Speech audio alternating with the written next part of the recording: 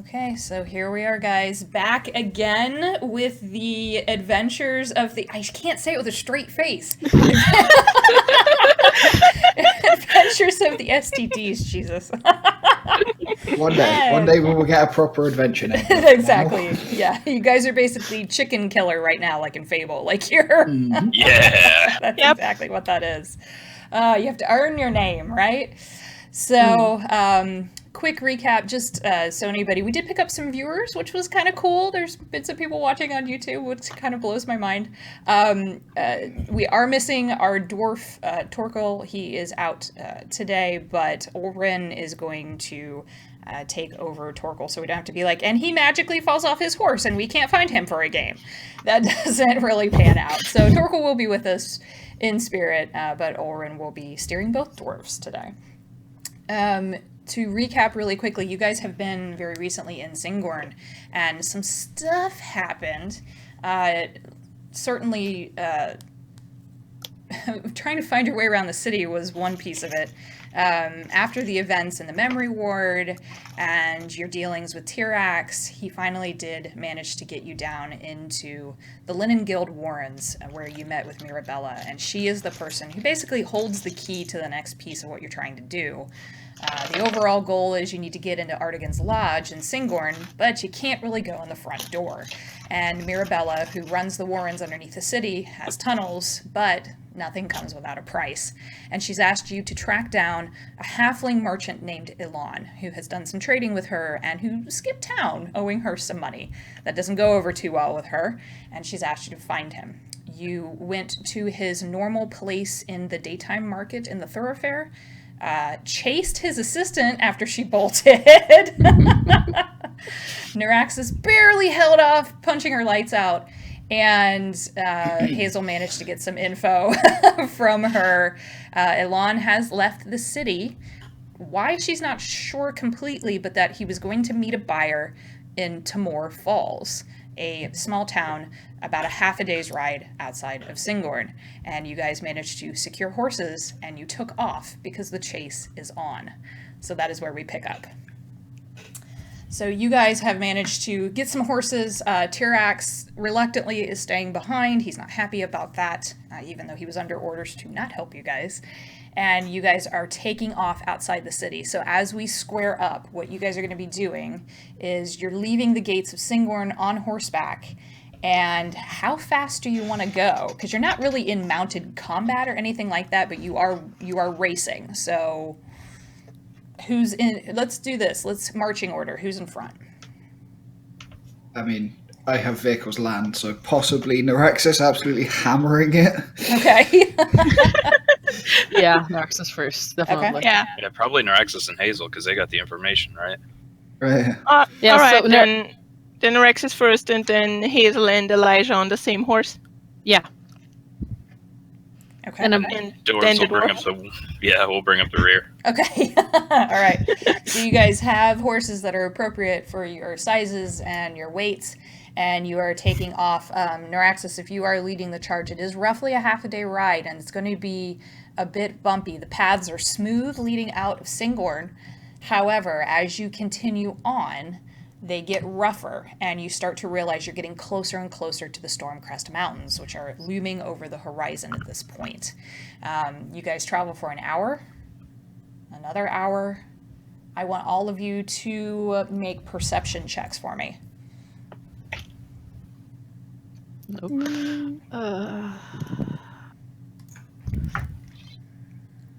9. 19. 5. Okay. Oh, crap. All right. Ooh. God damn. Very nice. Oh, wow. Okay. I don't even know what the... Oh, okay, yeah. Yeah, dang. All right.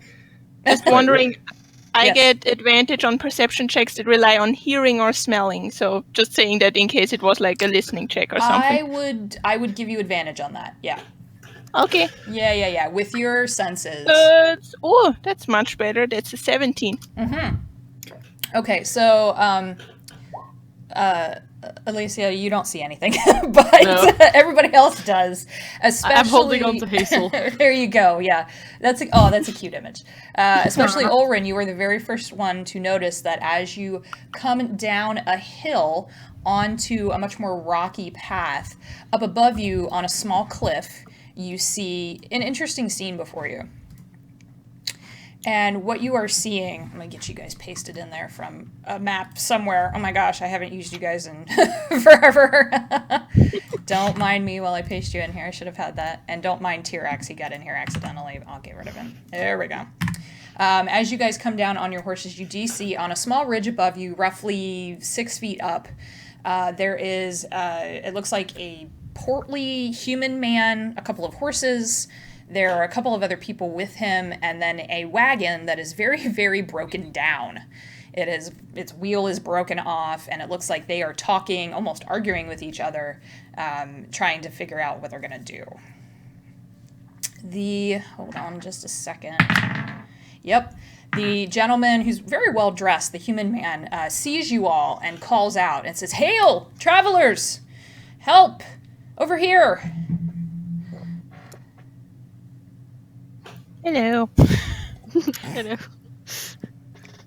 What do you guys want to do?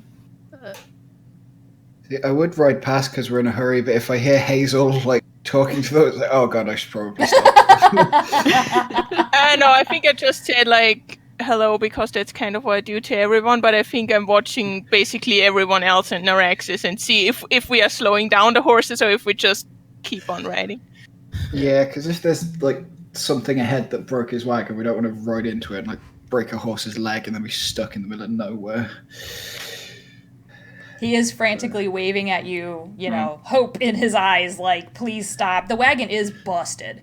It looks like there's an entire axle that's been broken off. Maybe they've seen the halfling or something.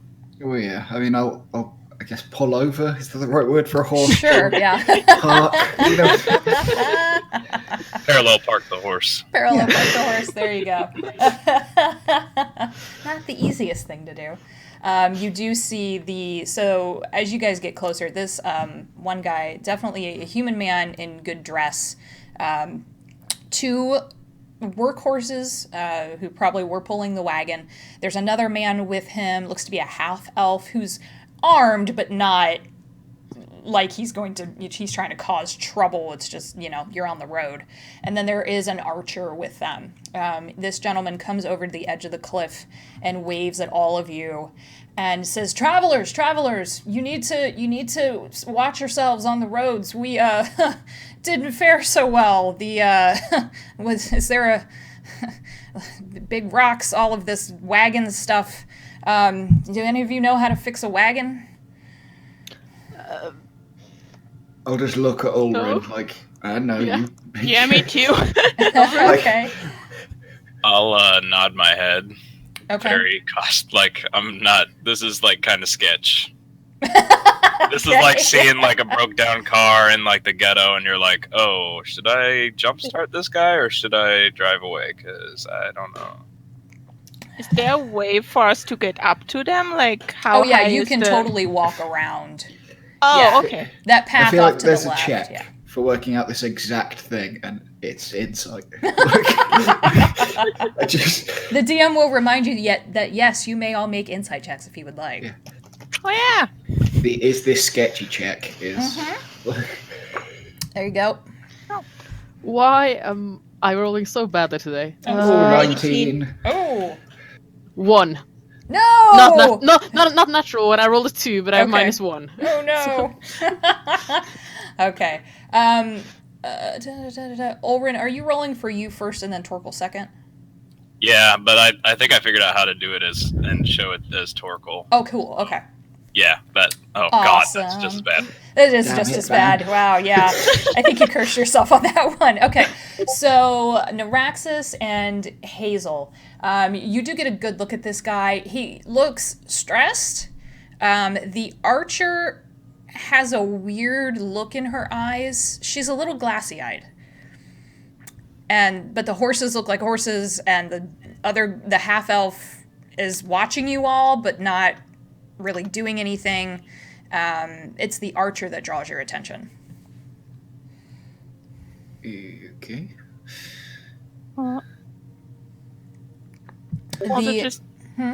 Also, just saying, Torkel just posted on Discord that he might be able to. He's checking his computer for stuff. Oh, okay. But it's not gonna hop in because it barely for 4 hours. Oh, okay. Sorry, never Oh, mind. buddy. So the archer definitely has your attention. The portly man is still waving at all of you, and he will say that, if you can lend a hand, he's a trader. He goes to Singorn fairly frequently. He has potions that he's more than happy to offer you in trade for any help that you can provide. He's definitely sweating and stressed and red-faced, and looks like he's kind of taken his outer jacket off and thrown it aside, but he definitely doesn't seem to know what he's doing with the wagon.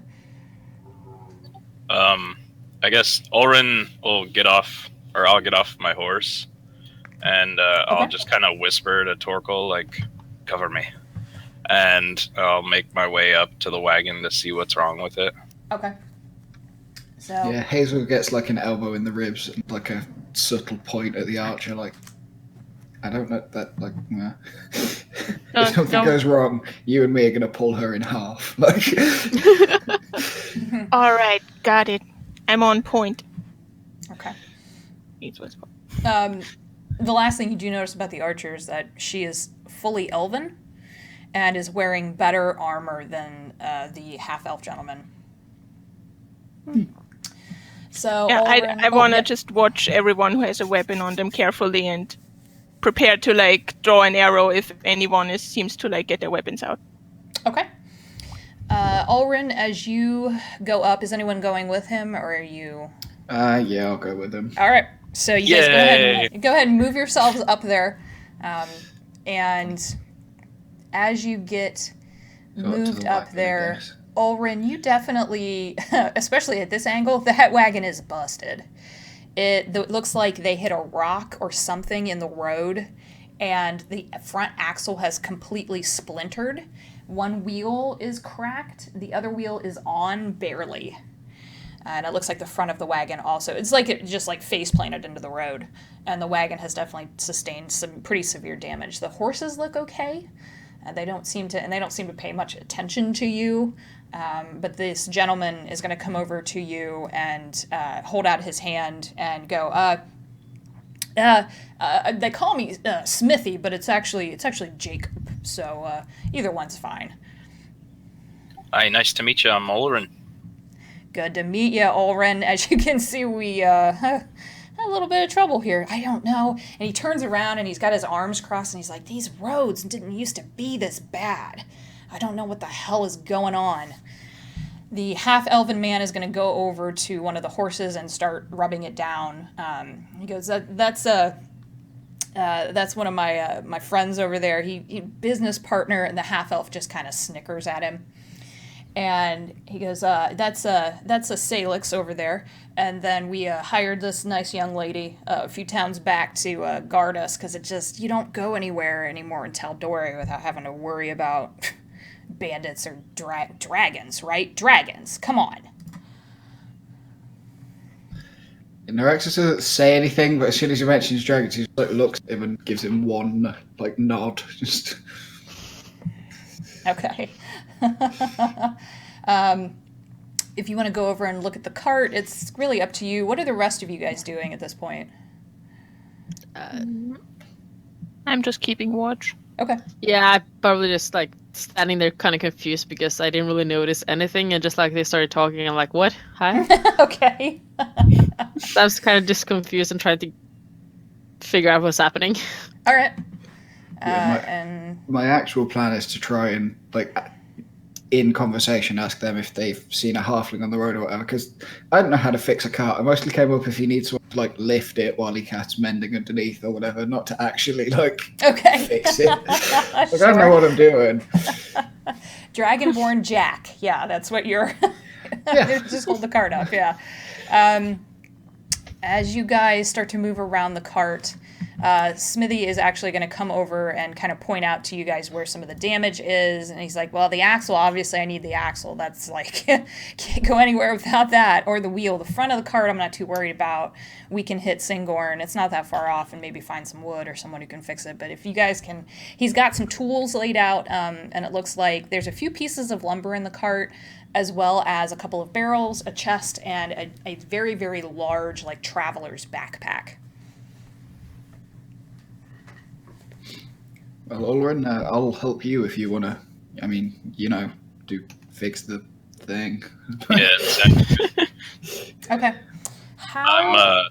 Can I ask him when this happened? Like, Sure. what rock he hit or where on the road it was? Because we're traveling. Yeah, he says, well, we obviously we had to get the thing up here, which was not pleasant. But if you look, and as you look down the path, he kind of points you in the right direction. There is a very large boulder off to the side. And it looks like the horses, he's not sure. He's like, I felt the horse go a little bit, and it's almost like she tripped, and we slammed into the boulder, and that was it.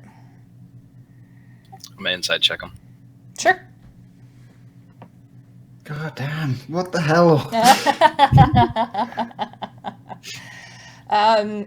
Yeah, that's a good check. The closer you are now, his skin is weird looking. Ew. It's Gross. Like diseased or like... He looks like he's wearing a human mask. What the fuck? I find nothing weird about it. No, good. That's perfectly normal, guys. You haven't seen that. Yeah, sure, yeah. It's all good. Orin and Neuraxis, I need you to make wisdom saving throws. Okay.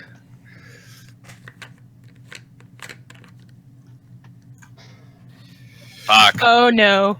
Oh, yeah. Oh, there we go. 20. All right, you save. Orin, you do not. I'm dead. You're not dead. But you do think that this human gentleman is your best friend. You are considered charmed. Yay. Okay. So you're going to fix his car? I'm gonna fix this cart. You are going to fix the cart. That's exactly what Smithy would like you to do, is start fixing the cart. Well, then I guess I better start fixing that damn cart. You better start fixing that damn cart. I need all of you to roll initiative. I was going to say, am I aware that he's... Nope. You just But he think cast he's a being spell. Ulrin. So, No, I mean, roll what did he initiative. cast I am going to get some things on the map. Ah, damn it.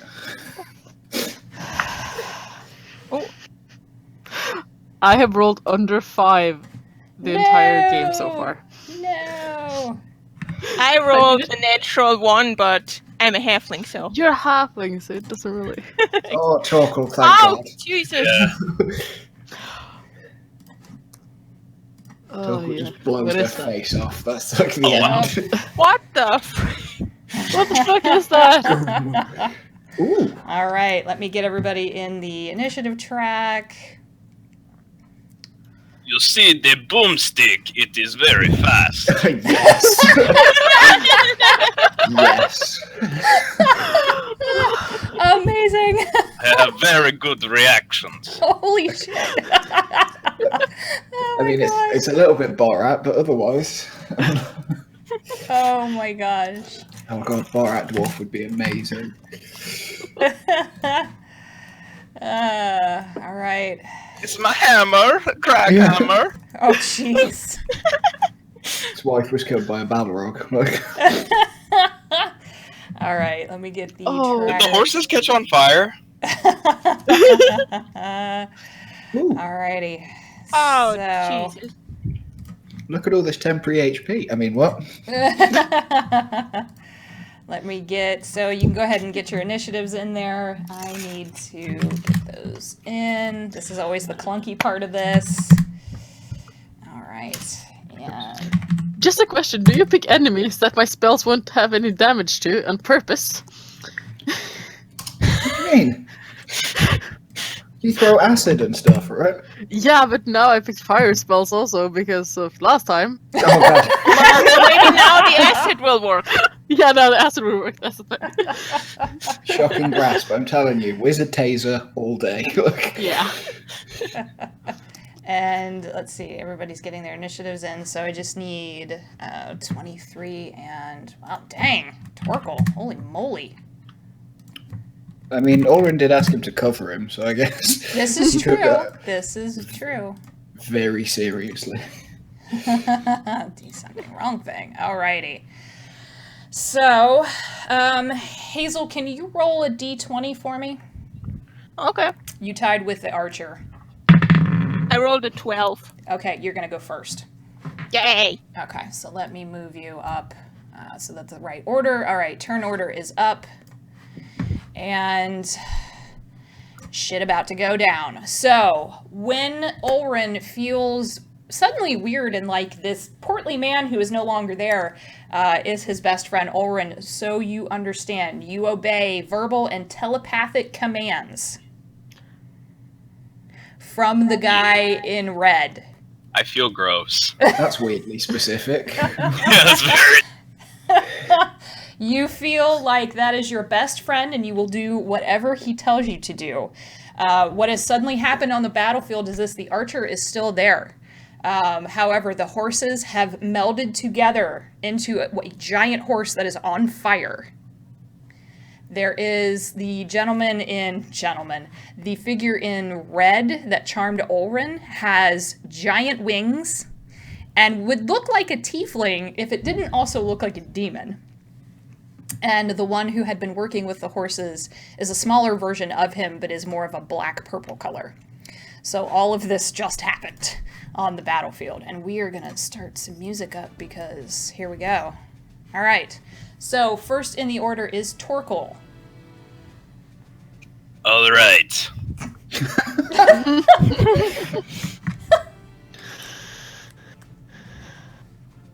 I'm sorry, I'm reading the things. No, it's all good. You are controlling two characters. I know how that feels.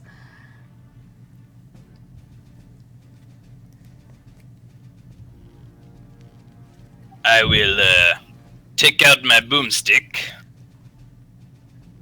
and shoot the purple guy. Okay.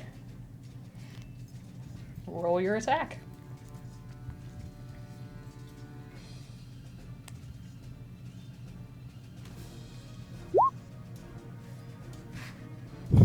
I'm not sure Whoops. that's the... Wrong one. Alright. Ignore that. Okay.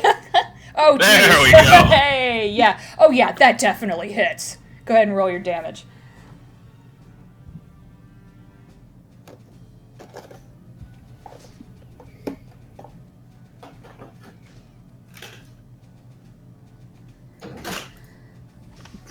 Uh, 10 damage. Okay.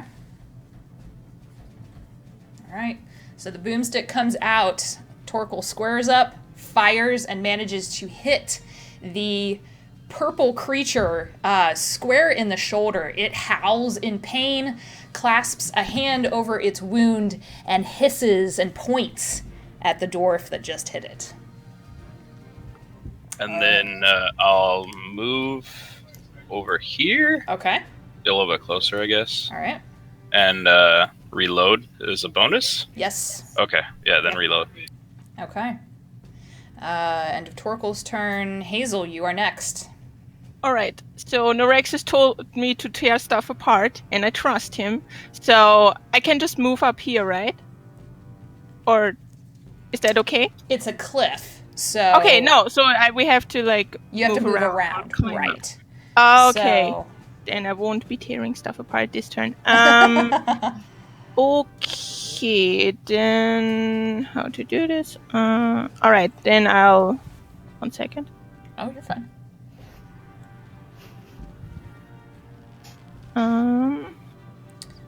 You could technically, the smaller end of this cliff, you could probably climb up it. Okay, so Yeah. it will probably take me... Yeah, it's like walking up a very small hill. Okay, so I'll go here, then that's 10 feet, and I Okay. have 15 left. Mhm. So I can go...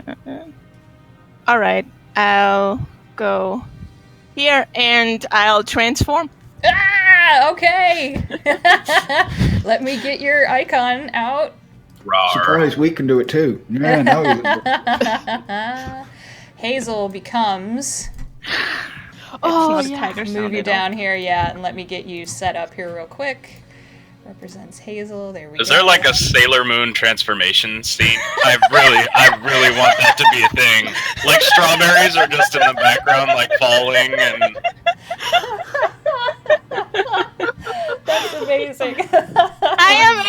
I'm extremely frightening, I'll have you know. All right. And It's where... like a mashup of Sailor Moon and Akira. She's like tearing Yeah. oh god, yes. as strawberries fall down. Oh my god, where your halfling friend once was is now the giant white tiger you are very familiar with. And she lands with a roar. And that's the end of my turn. Okay, so end of your turn. Up next is the archer, who is going to move in line to take a shot at you, Hazel. All right. As I drop my die. That's not a good start. That is a 15 to hit. Does not hit. Okay, does not hit. The archer shoots, misses, a little taken aback by the suddenly tiger that's on the field, and she continues to move back this way a little bit. End of her turn. Ulrin, you are being told that you have to protect the incubus that is here. So that is your job. Okay. The red one? Or... The red one, yep. So don't fix the cart. So don't fix the cart. You hear this voice I'm so in the confused. back of your head. I need you to keep me safe. And that is your compulsion. All right. So do I see the? Nobody's attacked him yet, right? No, So I don't see them as enemies yet. not yet. Okay. So I'll move up Okay. and just I'll have my shield out and my hammer ready right Okay. next to him and just stand there. So Okay. Yeah, because Yeah, yeah. All right, so that is Ulrin's turn. Up next is the Nightmare Steed, which is going to... let me see here. I have so many interesting enemies on the ground. Yeah, it is going to... I forgot it can do that. 1, 2, 3. Yep. All of a sudden, you see the fire on it flare, and Ulrin, and the 2 incubuses disappear. what? And you land here. Oh no. God damn it. You were considered a I willing had a creature, plan. Ulrin. Okay. Well, damn your plan, because it had one too. Yeah. All right, so... Question on the... Do I make a wisdom save at the start of each turn for being charmed, or is it just... It's an hour. Okay. Yeah. I wasn't sure, because like some saves you make one at the start of every turn. Right. I wasn't sure how This is slightly worked. different with its charm. Yeah, it's a little different with this one. We will see what happens if you take any damage. Okay. Yep. That's when something could come into play. So, all right, the Nightmare Steed is here. It has used its ethereal stride, and it is going to take to the air then. Aww. And it's going to hover and wait for command. So that is the end of that thing's turn. Up next is the purple incubus. It is going to run over to Torkel and try to claw swipe him. So let me roll that. Oh, that's a 12. That's a nothing. All right, that's a big miss. It lashes out with these inhuman claws. They get to be 4 or 5 inches long and tries to slash at the dwarven gunslinger, and Torkel just dodges out of the way. The incubus hisses again, but it seems like it is fixated on Torkel because it did get a shot at it. So, end of its turn. Now the other incubus. I have so many choices. I have so many things to play with, you guys. Okay. This thing is going to... Yeah. It's going to grin at you, Alicia. Yeah. And then come over to you. But it takes to the air to do so. So it Question, takes... Yeah. How far up are they? They're on ground level now. Well, you mean up in the air? Up in the air. The horse has gone up 30 feet. Oh. This thing just does enough to arc over you and get behind you. And then lands. Okay. Okay. So it has landed. It is going to take a claw swipe at you, smiling the entire time. It seems very pleased with its this course of events. That is a 16 to hit. That hits. That hits. Okay, so damage. That is 5 points of piercing damage and 3 points of fire damage. You are not on fire, but you did take fire damage. All right. I think that's correct. Yeah, 7 total. No, 8. 8 total. 8 total. Yep. And it is going to stand there and look at you, grinning the whole time. It is your turn. I'll just... I have new spells, but... Okay. I have new spells, but I can't really use them anymore because they changed how they stood. So let's just do a poison spray towards him. Alrighty. That is a con save. Con save, okay. Natural 20. So, yeah. Okay. Nothing It's then. Nothing. It's I'll just completely... I'll just move. Okay. You are in melee combat with it. Yeah. So if you move out of its reach, it's a 5-foot reach, it will take a swipe at you. Okay, then I'll just stand there and Okay. be terrified. Okay. Alright, Neuraxis, what damage would you like to do at this point? What? Yeah, I'm going that way. Okay. And... No, I'm just going to swing the sword. I'm not going to do the other thing. Okay. Go ahead and make your attack. 20? Yeah, not natural or natural? No, not natural. Just a 20 Okay. total. Alright, so yeah, that definitely hits. Go ahead and roll your damage. And 15. Oh, jeez. Alright. That's the most I can do. That's damn good. Yeah, hold on just a second. Let me see. And it makes its wisdom saving throw. So you hit this archer, take a good chunk out of her, and she slumps to the ground and then stands up and looks at you and looks frantically around and starts, like, freaking out. That glassy look you saw earlier isn't there anymore. Oops. Okay. End of your turn? You do have movement left. I do. I've got another 15 feet. Yeah, if she's just panicking rather than threatening and doing anything threatening, she will not take a swipe at you if you move. Then yeah. Okay. I'll head towards the thing that hit Alicia because that's not okay. Okay. There we go. All right. So, all right. End of your turn. Back to the top of the order is Torkel.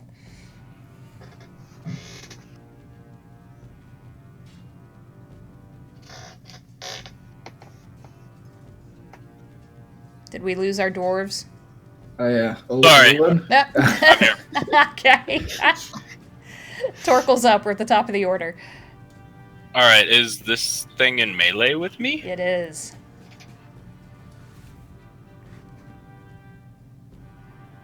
I'm going to put away the boomstick Okay. and draw the firefly Oh, yep. and take a swing at him. Go for it.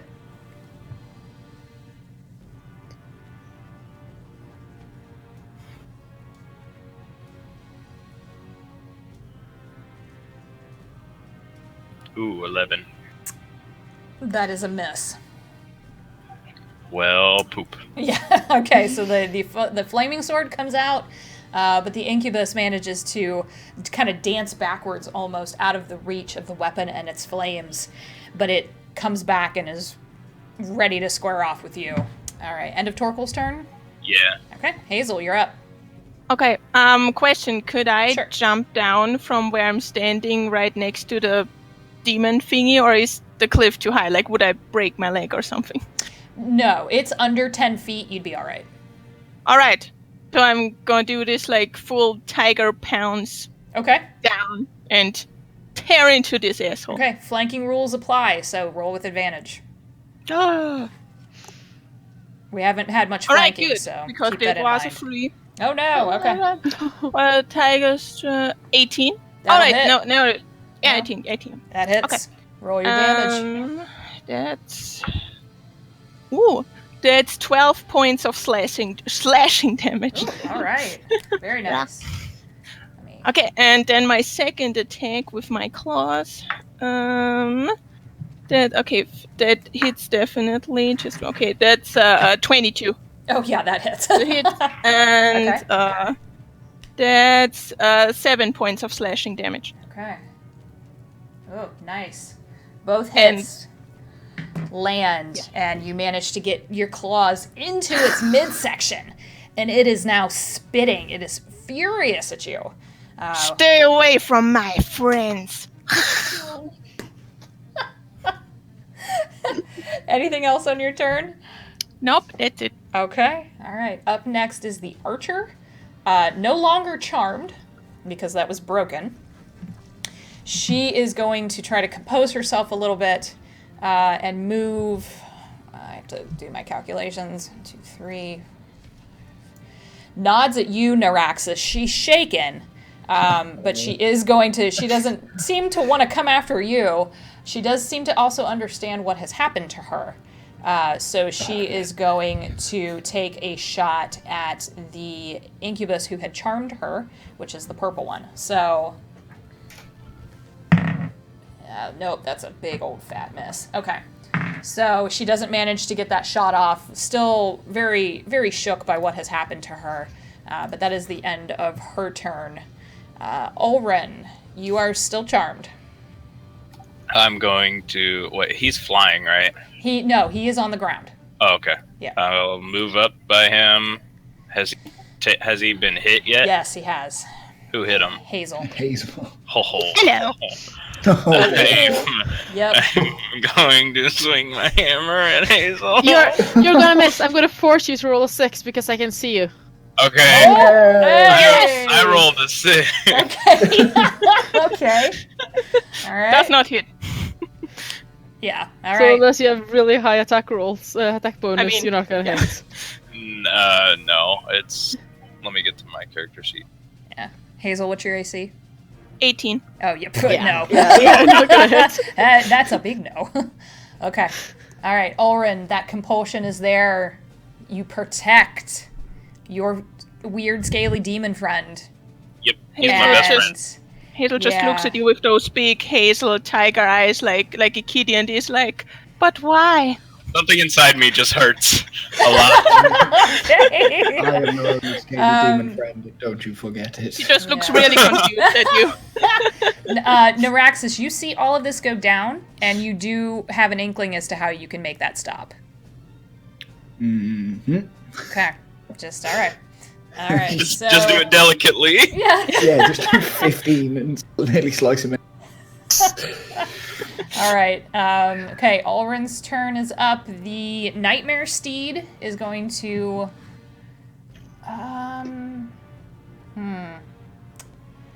And it's funny now that you all are closer to the Nightmare Steed. This thing gives off light. That fire on it is giving off not only heat but a very, very bright light. As it moves. Yep, it's coming down here to square up with Torkel. So it is going to attack with advantage. It's going to try to smack him in the back of the head with its hooves. Oh my gosh, even with advantage, really? Yeah. His AC is what? 20. Holy balls, no. Yeah. I rolled a 10 and a 7. That ain't happening. Okay. So, no, it tries to rear up, and Torkel just uncannily almost kind of moves out of the way, and the hooves land with this heavy, heavy thump. You feel the ground underneath you shake a little bit. This is a very big horse. But it does miss. That is the end of its turn.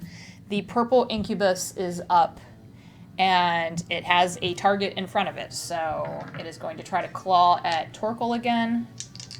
Actually, no, it's not. I know what's happening. Well, No! not quite. Self-destruct, wait, no. It is going to mock Torkel. So Torkel needs to make a wisdom save. Is it a bard? It is a variant, yeah. It's a goddamn demon. Oh, damn demon!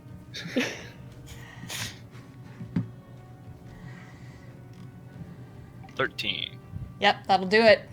Not a very high DC. Okay, so don't take any damage, and Torkel just kind of hears this mockery and just laughs it off. Like, what are you trying to do, really? Not me, I'm a dwarf. The incubus is not happy about that, and is going to square up for its next attack. The next incubus has targets everywhere. So,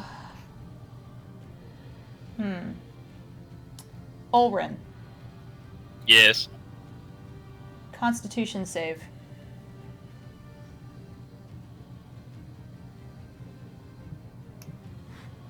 Top 10 anime betrayals.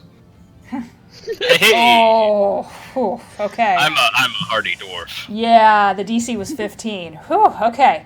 It reaches out for you almost like it wants to hold you, and you resist. You manage to pull back from it. And I need you to make a wisdom save. Haha! Oh, ho, ho. Your charm is broken. Yes! Good. It was a risk, but yeah, okay. Okay, yeah, that compulsion, your mind was so cloudy and it's so clear, and now all you see is red in front of you. You see the thing that not only charmed you and made you hurt your friend, but tried to drain the life from you. Okay. It tried to make out with me. Oh, vampire touch. All right, so that ends the incubus's turn. Alicia, you are up. I have a spell that could affect all the dangerous people, but it would affect every one of us too, so I can't do it. So I'll Okay. take an acid arrow towards the steed. Okay.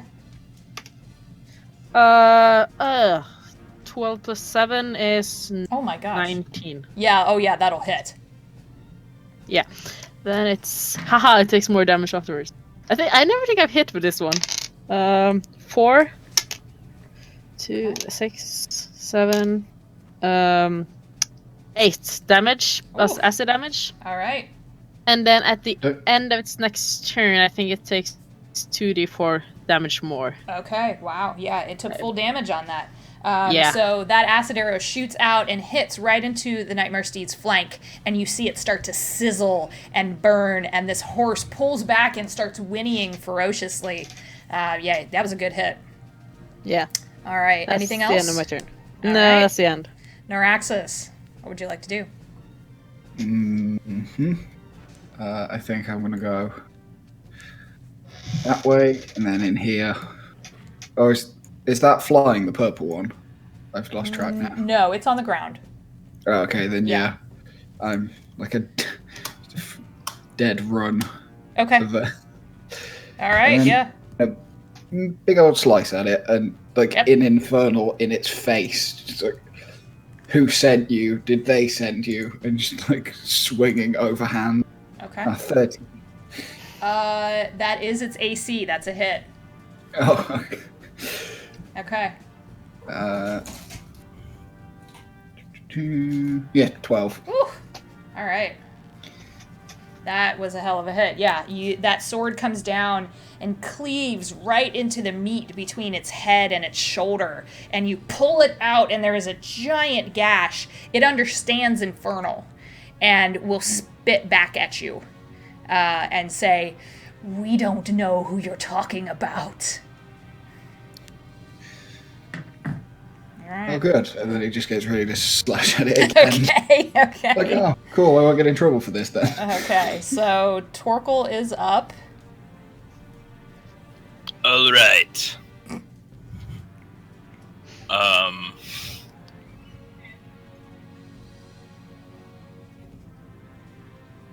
I will. Oh, I don't want to fight this horse. I'm going to disengage. Okay. And what's his move speed? Oh, same as mine. Okay. Move.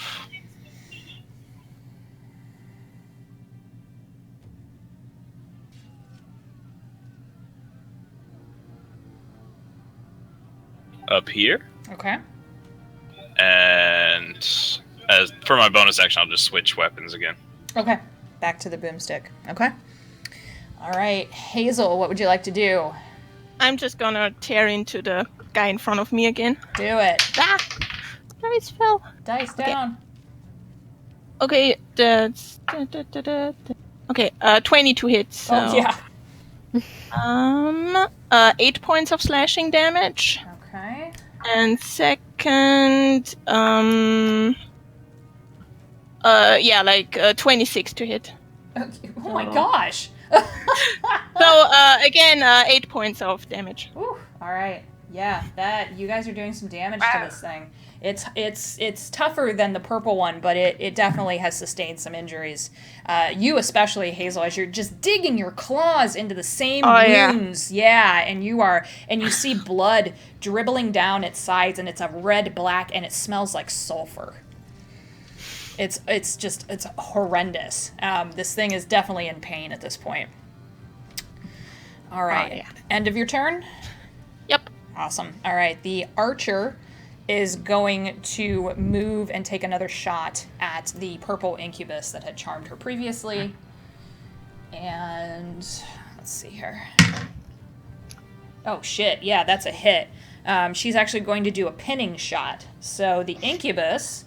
Watch me play with my toys, guys. The incubus has to actually make a dex save. So, let's see what that does. No, does not make it. You see this archer square up. She's much more steady this time around.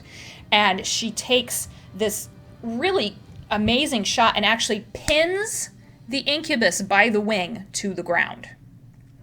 Ooh. So it is considered prone. All right. So, and it took, let me roll that damage real fast. Yeah, I can do this. 6 and 8. Ouch. Yeah. She did 8 points of damage with that shot. That one is hurting. It is bleeding freely from several wounds, and it is considered prone. All right, end of her turn. Ulrin, what would you like to do?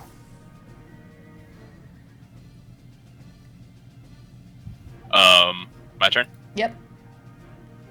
Let's see. Sorry, I'm reading Torkel's That's all right. ability No. list. Yeah, it's always difficult when you kept control. Trying to be prepared. Sure. But I'm never going to be, so. That's all right. So I noticed that that's a demon. Yep. And as a cleric, that's like the bane of my existence. Right. So I'm going to set him ablaze with holy fire. Oh, okay. Nice. So he has to make a dexterity saving Dex throw. save. Alrighty. No, Surprise, a Owen has 6. smite right now. That was So- a 6. Yeah. So that means he takes 8 radiant damage. He takes 16 radiant damage. All right. Whew. Yeah, he is vulnerable to that. All right. Very good. That's amazing. So you lash out both of your hands. It's a spell you know. You've always known it since you took up the mantle of the Allhammer. And holy fire. It doesn't touch you, Alicia, or Hazel, obviously, but you feel the heat of it, and it blasts a cone of radiant light into this incubus, who shrieks a bunch of horrible words in Infernal, Neuraxis, that you understand. He's basically cursing everybody's mothers at this point. And it's shrieking and screaming, and one of its wings has been sheared off. Yes. So it can no longer take to the air. I understand Infernal too, by the way. Oh, okay. So yeah, you Yeah. hear it's just nasty language of all manner. It's just bad. Bad. This is bad all around. Oren, end of your turn? Yeah, as a bonus action, I'll just raise my shield and point to the symbol of the Allhammer and just wink at him. This is a free action. You can have that one. There you go. Yeah! All right. The Nightmare Steed is going to move. Actually, no. It's going to take to the air. Neuraxis, you will get an attack of opportunity on it as it launches itself. But it wants to land over here. Neuraxis, go ahead and take your swing. Yep. Okay. 9. No. So, swing and a miss on that, and the Nightmare Steed lands to square up then with Torkel. It is going to try to smack him with its hooves again. No!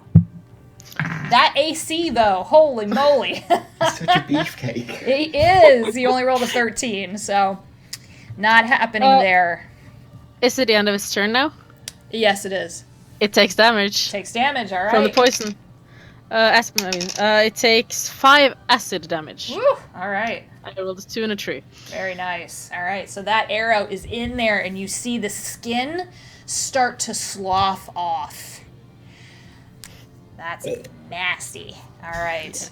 The purple incubus is prone. It is going to use half of its movement to stand, ripping basically the arrow out of its wing, but it is heavily injured, and is going to try to claw at you, Neuraxis. Okay. No, I can't roll for crap today, guys. That's a 10. Yeah, no. All right. Okay, so a miss on that. Its claws don't look as scary as they once did. This thing is starting to falter. So that turn is up. The red incubus with its choice of targets around it and no charmed people anymore is going to claw at you, Ulrin. Yeah. For payback for blasting it in the face with holy fire. That is a 23 to hit. Ow! Okay, so it's not All a my lot feelings. not a lot of damage, but it's a fair amount. That is 4 points of slashing damage and 3 points of fire damage. So 7 total? 7 total. Okay. Yep. All right, and it now with one wing on the ground, and it's funny, Ulrin, you look down and that wing is starting to slowly turn to ash. Yes. Yeah, and it is severely wounded. Okay, Alicia, what would you like to do? Can I move? Will I still be in melee range here, or will I not be? No, he will swipe at you. Okay. Here then? Or? Yeah, you're adjacent. As long as you don't move out of Okay. its 5-foot reach. Oh no, I'll probably hit Neuraxis then. With a thunder wave. You'll hit everybody. You will hit. Yeah, but this way, with the deed. No, he's... Oh, okay. on the ground, Well, Yeah, it's a you 15-foot cube. So. Yeah. Okay, Yeah. well, let's just do something else then. Okay. Fair enough. Retcon. All right. Yeah, let's if do you did poison it spray. there, would it not? It wouldn't hit the Yeah. purple one. Let's hit the red one with the poison spray. All right. So, DC 14. Dex or con? Dex. Nah, con. Con. Okay. They are not hardy creatures. That's a 12. Yes. Okay. I can take damage. I'm just gonna roll with the... All right. Oh, you guys have There. really done some damage. Woo! 10 damage. Okay. Oh my gosh. All right. So the poison lashes out, and where Ulrin had basically ripped off this thing's wing with his holy flame, the poison starts to sink in. This thing is now on its last legs. So. Yeah. All right. Good. Anything else on your turn? Nah, that's it. I can't All really do right. much more. All right, Neuraxis. I'll take a 5-foot step to get back to back with Ulrin. All right. Apparently, we're in an action movie. Yes! Yeah. Dubs everywhere. Then I'll take a swing at the purple. All right. Make your attack. 15. That will hit. For Oof. 13. Holy balls. It is dead. Woo! It Cool. is dead. Nope. Nice. And you know what that means, everybody. Very good. You slash this thing's wing off and then the other wing, and it falls to the ground, and you sink your sword right into its heart. That popped the wrong one for some reason. All but I don't right. know. Very good. One down. There we go. Oh, jeez. I love it. Oh my gosh. So take your temporary HP. All right. And, all right, Neuraxis. Anything else? No, As if killing I think an that'll enemy be isn't okay. enough. Yeah. As if slaughtering someone isn't enough, right? Okay. Torkel, what would you like to do? All right. I'm never not gonna laugh. Horse flying. No, it has landed. Shit. You just really want to use I that just gun. want to get away from him.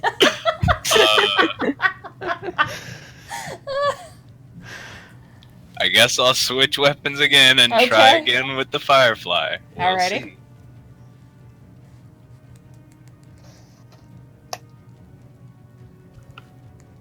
Hopefully I clicked the right one. Hey, there we go. There we go. That will hit. Okay. And we'll do... That was a 20 total, not a natural, right? Yeah, that was, it was... I think it'd be green if it was a nat 20. That's what I thought. Okay. Yeah.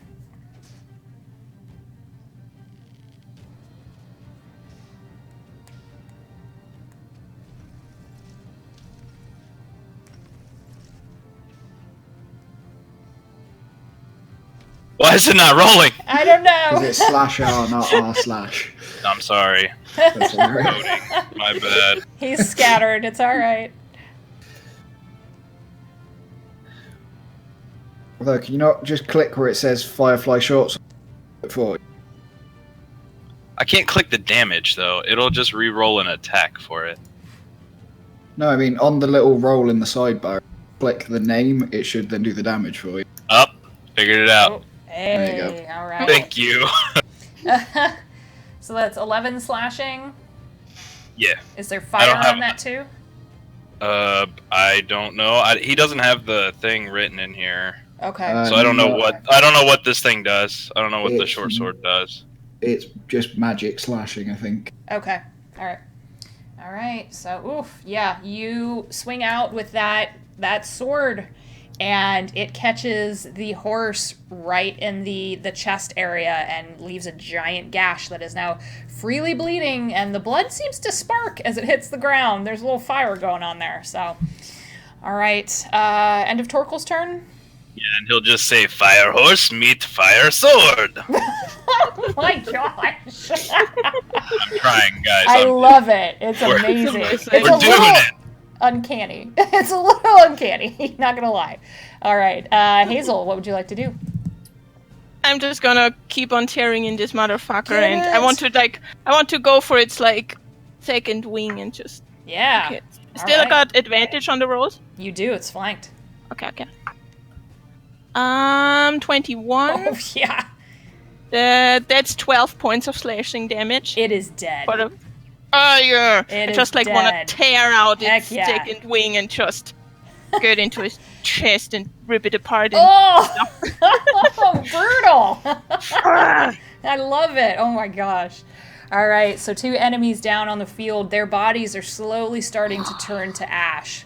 What's left is the Nightmare Steed. It is the archer's turn, so she's going to move back a little bit to get in a better range, so she's not at disadvantage, and take a shot at the steed, which is also on its last legs. That's a natural 20.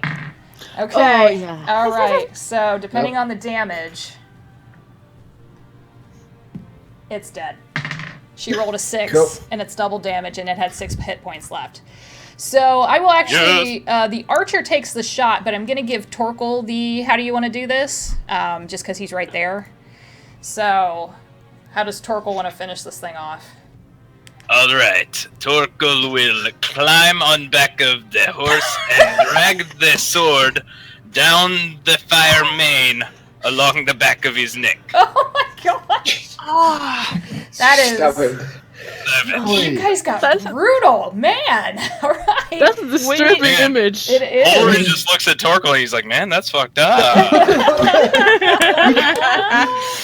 Oh my gosh. All right. So Torkel just tears into this nightmare steed, which dies with a burst of fire. No damage. It's more fireworks than anything else.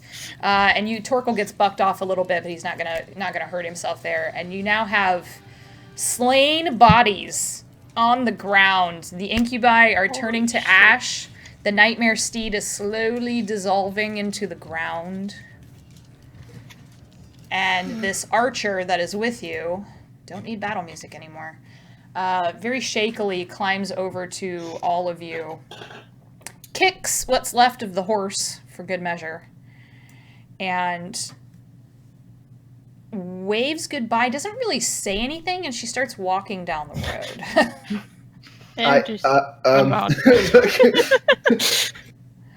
You can stop her if you want. Yeah, I'll like vanish the sword. Okay. Like, excuse me. Hello. What? I mean, I appreciate you. I mean, she's bleeding. You wounded her. Like, she's not. Yeah. Yeah, I did. She I will. really did. Thank you. She's very dazed. I mean, I know you shook me from that thing, and it's. I don't know what's going on. I didn't know when I the sword and I. No, it's all right. I don't blame you. Oh. I mean, Singorn is that way, but I don't Right. suppose you've seen a halfling like yay big, and he like badly exaggerates. It's like it would be tiny, like, Like a child. Yeah.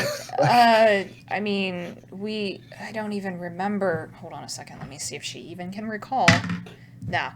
I just remember that thing in my brain, and it wanted me to stand guard. I'm supposed to. And she looks down at herself. It's almost like she has amnesia a little bit. She looks down at herself. I'm supposed to go to Singorn. I need to go. I need to leave. This is not. I don't know about a halfling. We've been on the road for. How long have we been on the road? I don't even know at this point. She's very rattled. Singorn is that way. And, how far?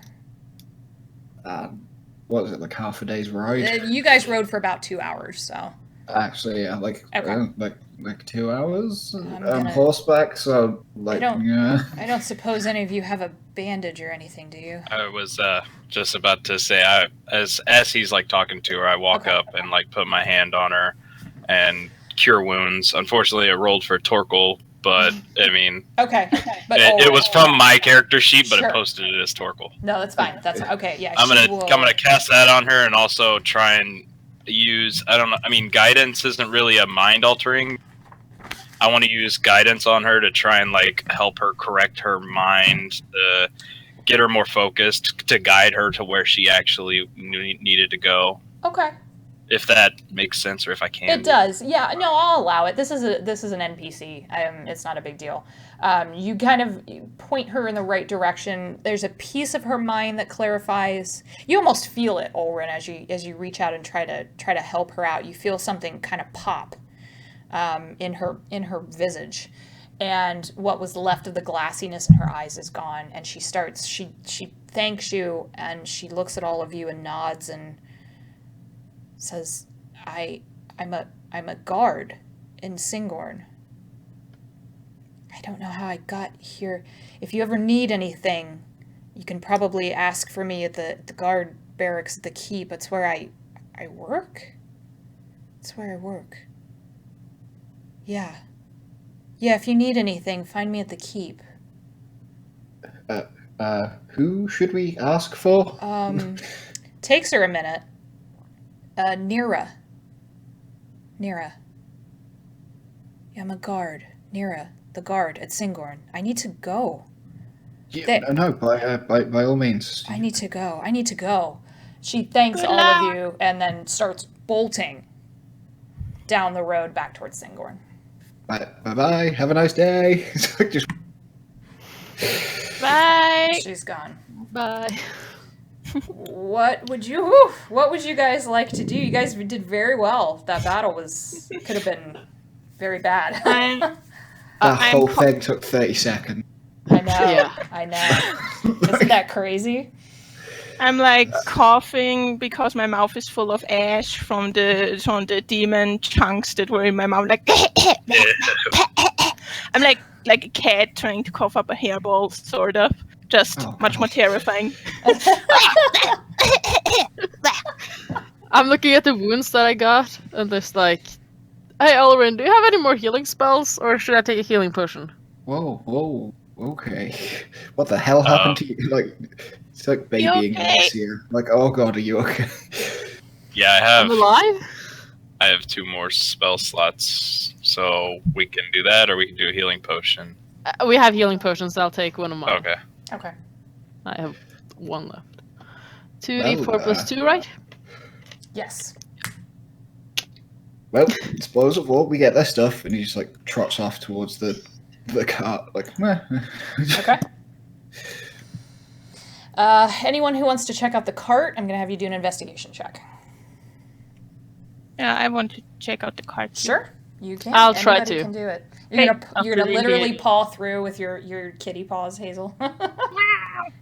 Investigation. Yes. I also, just to be sure, wanted to sniff around a bit the area to see if I catch any scent of that cologne of the halfling that we're looking for. Sure. The really icky one. Okay. So, so I guess it's perception, not.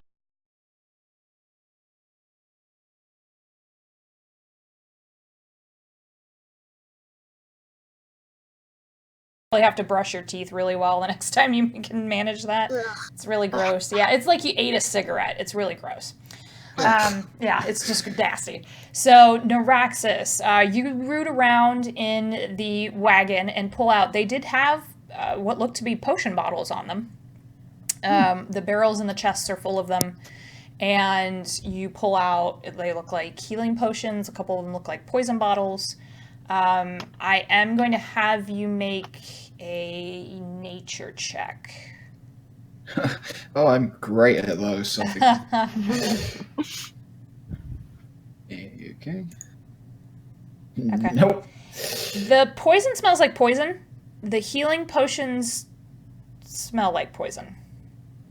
Huh. There are That's not good. 3 You want anyone bottles else to check them out? of just standard poison that you could take. Those seem to be legit. The healing potion, something's off. Well, bag of holding with all of this junk. Just. I am going to ask Torkel and Ulrin to also go take a look. I think that's probably... At the cart? Or Yeah. Okay. Yeah. Before that, can I look at these guys' stuff? There's nothing left but ash. Okay, good. I was Yeah. just making sure. I was gonna burn it anyway, so Oh, yeah. You could totally light it on fire, but you'd just be Yeah. lighting ash on fire if you I'm wanted. just gonna like flamethrower, sacred flame where they were, and, like walk up there, Action so- movie Ulrin, yep. like blessing the area where they were, just Okay. like no Okay. demons here. So you like cross yourself, and there's just. Yeah, pretty much. Oh my gosh. All right. Yeah. Neuraxis, do you want me to take a look at those bottles? Or do you see anything on them? I mean, they smell like my breath, which is probably not good for people. Yeah, they smell kind of icky. No offense, no, Rexus. Oh no, none taken. I know what I do. My breath probably doesn't smell so good either, and you see like blood and ash and stuff. It really doesn't. So- It's like the Yeah, worst cat no. breath you've ever smelled. Yeah, it's really Yeah. I bad. mean, Blah. like I can cough poison in like a 15-foot cone, massive. Like That is that can't pretty be good awesome. for you. I can't do that. You can do other things though. Clearly.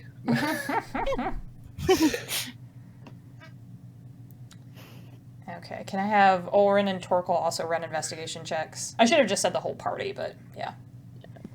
Yeah. Okay.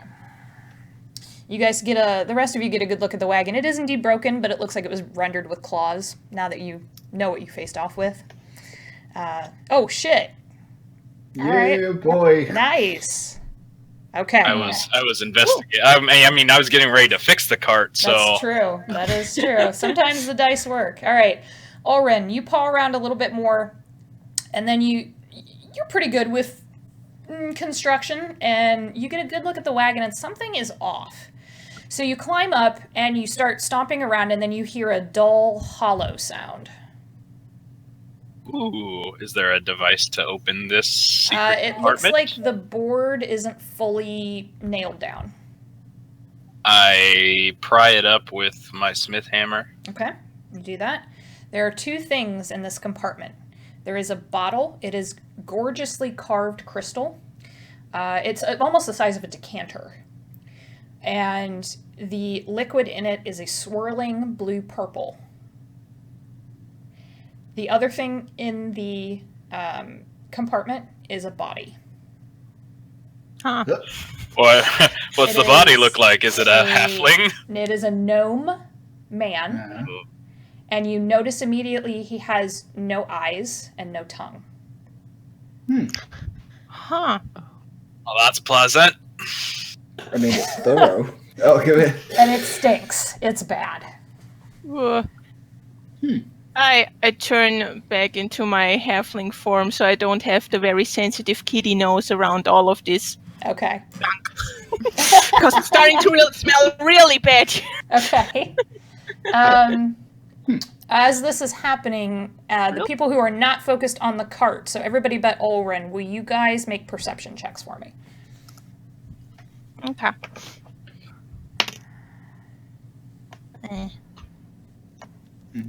6. Okay. Oh, 8. Okay. Well, Hazel's the highest, so it's not a hard check.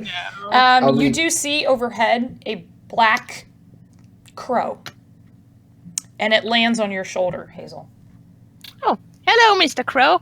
It kind of pecks at you, not in a mean way, but it nudges you. I whisper, are you really a crow? It paws at you once. I don't know what that means, but... It is not moving from your shoulder. Hazel's playing with the wildlife again. Can I make an insight check on this crow? Sure. Is it really a bird? I distrust every animal at this point. Fuck, that's all. Sorry for language. That's only a 10. Don't apologize for language. Oh my gosh, no. Is it 10? Hazel did not do it. Yeah, 10. The bird is not a bird. All right. And you do get a good look at it. It has a little bit of a blue tinge to its feathers. All right. Guys, I think we have one more member to the party. What? It caws again. I think it's our camel friend. It caws really loudly. It says yes. Okay. Wait, you're not supposed to be here. You like point like. It buzzes around your head, Neuraxis, pecks at the top of your head, and then goes back to Hazel. Just ow, God, ow. But I mean, what are we No, going to do that about? wasn't very nice. What are we going to do about it? And it actually just points at like eyeless, tongueless body. Like, yeah. Let him Why exactly would they need a tongueless, eyeless body? I don't know. Check his pockets. Okay. All right, I check his You pocket. check his pockets. Okay. So you rummage around. Go ahead and make an investigation check for me. Okay. He's always great. 12 plus 1, 14. Okay. He's got 3 gold. I hold it out to Noraxis. Okay. An empty pipe. Sorry. Okay. A letter from someone named Vera. Oh, we know her. Who was she again? The barkeep. Yeah. Oh, right. I hand the letter to Alicia as always. Okay. It is. Yeah, Alicia, you don't even have to. It's a love letter. Like they're exchanging little love notes. It looks like. And his name was Seeger. Walls. So it's basically to Seeger, my love. I hope you travel back safely. I cannot wait to see you again. Oh dear. The Olrin. I need you to make a. Oh boy. This could fall under a couple. I'm gonna have you make an Arcana check on that bottle. All right. That you pulled out. Yeah.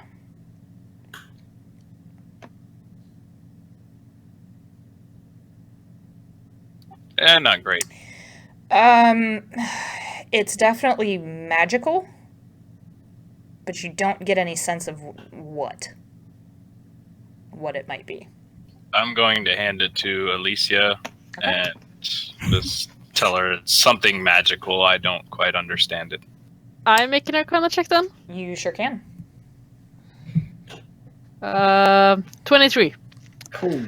It is not a potion. Not a potion. It's not. It's a rather large bottle, especially in your gnome hands. Like, this thing is hard to hold on to. And you try to pull the stopper out, and you can't. Yeah, that would be expected. Yeah, it's an interesting liquid. It's actually very pretty to look at. It almost, as you stare at it, it swirls and changes from blue to purple to almost a white, and then goes back into that rotation again. And you see little sparks of energy inside the bottle, but it just, you've never seen anything like this before. Let's put it in a bag of holding for now. Okay. Yeah. I don't know what it is. It's not a potion. So a fancy bottle of magic with. Yeah. Yeah. Wonderful. I mean, Olren, you got any priesty thing you should do, or should we seal him back up until we pass back this way? On the bottle? Wait, what? No, on the. And he just points at the body with, like, what? Sorry. Bless his stuff and leave the corpse. I'm still getting in my right mind. So, yeah, I'm going to take the corpse out and have Torkel help me or somebody help me. And I will take it up close to one of these cliffs and prepare, like, a burial site for it. Okay. How does the Allhammer honor the dead? I don't know. That's a good question. It's your god. You can decide how you would like. Smash a python into his chest. Wait, no. Oh god. Oh my god. Ooh, we got dark this time. My goodness. You will never come back as a vampire. I will make sure. Oh Jesus. I would imagine it'd probably be like maybe burning them, but like so maybe I just prepare like a little pyre or something.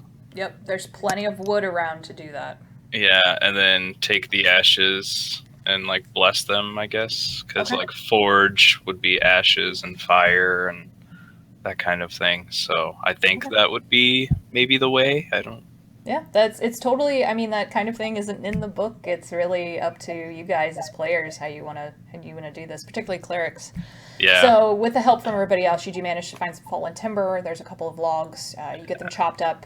You build a pyre, you light it on fire, and you wait until the body has disintegrated into ash. And I'll, while I'm doing that, I know that Torkel has some pieces of silver. I'm going to take enough to make like a pendant or something, and smelt it using this fire.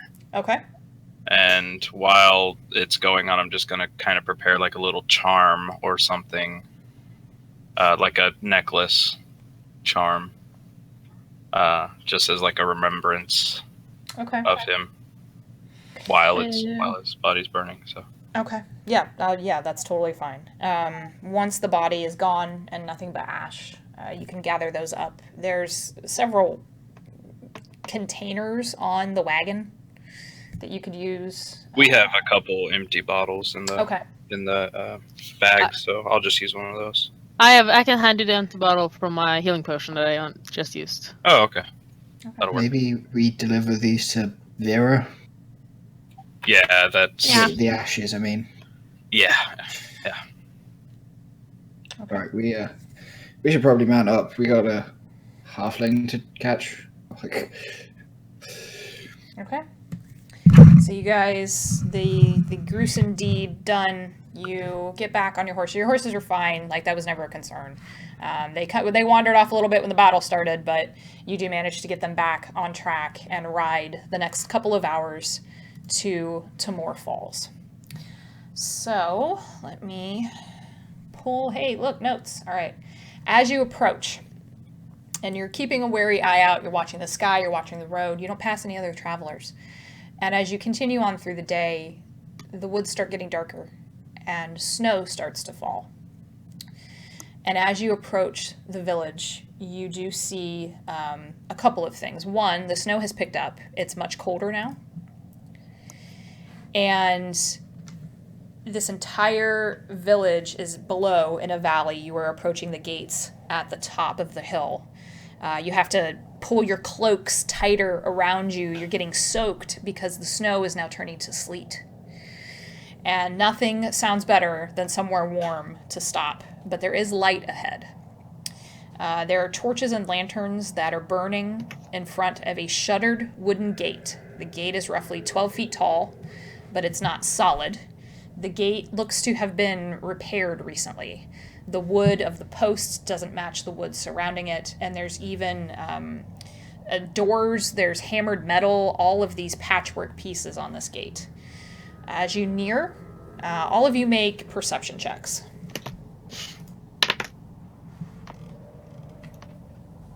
Ugh. 70. 6. 24. Oh, was that a natural 20? Woo! Yep. All right. Okay. All right. 15 or above, and especially Neuraxis with that nat 20.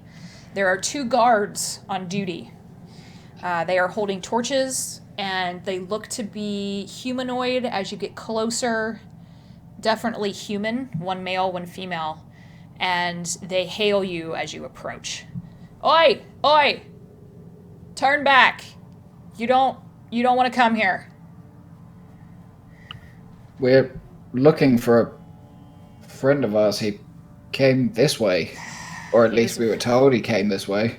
He was a fool if he came here. That's the man. And then the woman kind of elbows him in the ribs. Stop it. They might be able to... Stop. You're going to scare off all the travelers. Quit. He's a little man, like yay big, and he just like puts his hand over Hazel's head. Like me! I mean... We get people through here all the time. They both look a little confused. I mean, we've got halflings and gnomes in the village. That's not... How long ago? Couldn't be much earlier than us. What was his name again? Elan. Elan? Mm-hmm. Elan. Yeah. I mean, yeah, we've... Last person through this gate. Well, and hold on a second. Let me see if the other one knows anything. She does. She's like, well, we had a couple of people, merchants, or miners that go into the mountains. He would smell like what do you call it? The gnome cologne. Halfling. You'd know him if you smelled him. Wait, no, you know what I mean. Don't worry, Neuraxis. Not all halflings smell like that. The It's female... not really a halfling thing. The female guard says, I mean, we had a couple of people come through. There was a halfling, or a gnome, maybe. Somebody. Sorry. And she kind of, like, sheepishly grins at Hazel and Alicia, like, sorry. He was bound up, like... And you see them. They're covered head to toe in clothing because it's so cold now. And you guys are starting to feel the chill. She says, I mean, I would check with Vera at the tavern. That's where all the travelers go. Wait, there's a Vera in this town? Yeah. She owns the Magpie's Nest. It's the same Vera. Oh, it is the okay. Yeah. Oh, okay. And they start arguing with each other. So the woman kind of elbows her compatriot again, and he's like, "No, you don't understand. They can't come in here. They're going to get murdered too." I'm sorry, what? We Agatha is her name.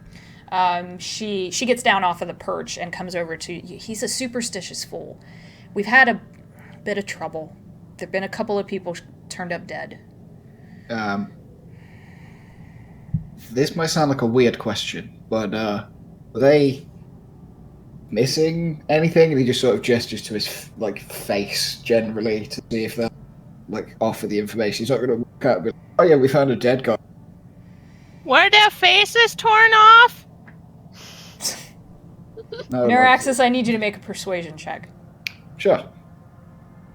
Does he get advantage from my bluntness? No. Well, I was Or going to say, disadvantage? I will use my inspiration Okay. because this feels like something he should be good at. Oh yeah. Yeah, you do have an inspiration point, don't forget. 13. Okay. She leans in closer to you. At this point, her companion, his name is Yohar, starts yelling, "They're gonna get killed if they come in here. We should have left when the first one showed up dead. Radovan saw," and he starts on and on and on. She leans into you, Neuraxis, and goes, "Yeah, they were missing their eyes and their tongues." We, there were some, how do I put this gently? And it's like desperately trying to think of the nice way to put it. It's like there were some things that weren't the things that they looked like. And Incubuses? that's the word. That's I mean that too. And he's pointing at them. And well, they're dead now, I guess. And he just shrugs. I think we would have seen some demons. We would have noticed them coming through. They were wearing people's faces. Yeah, one of them looked like a sweaty guy.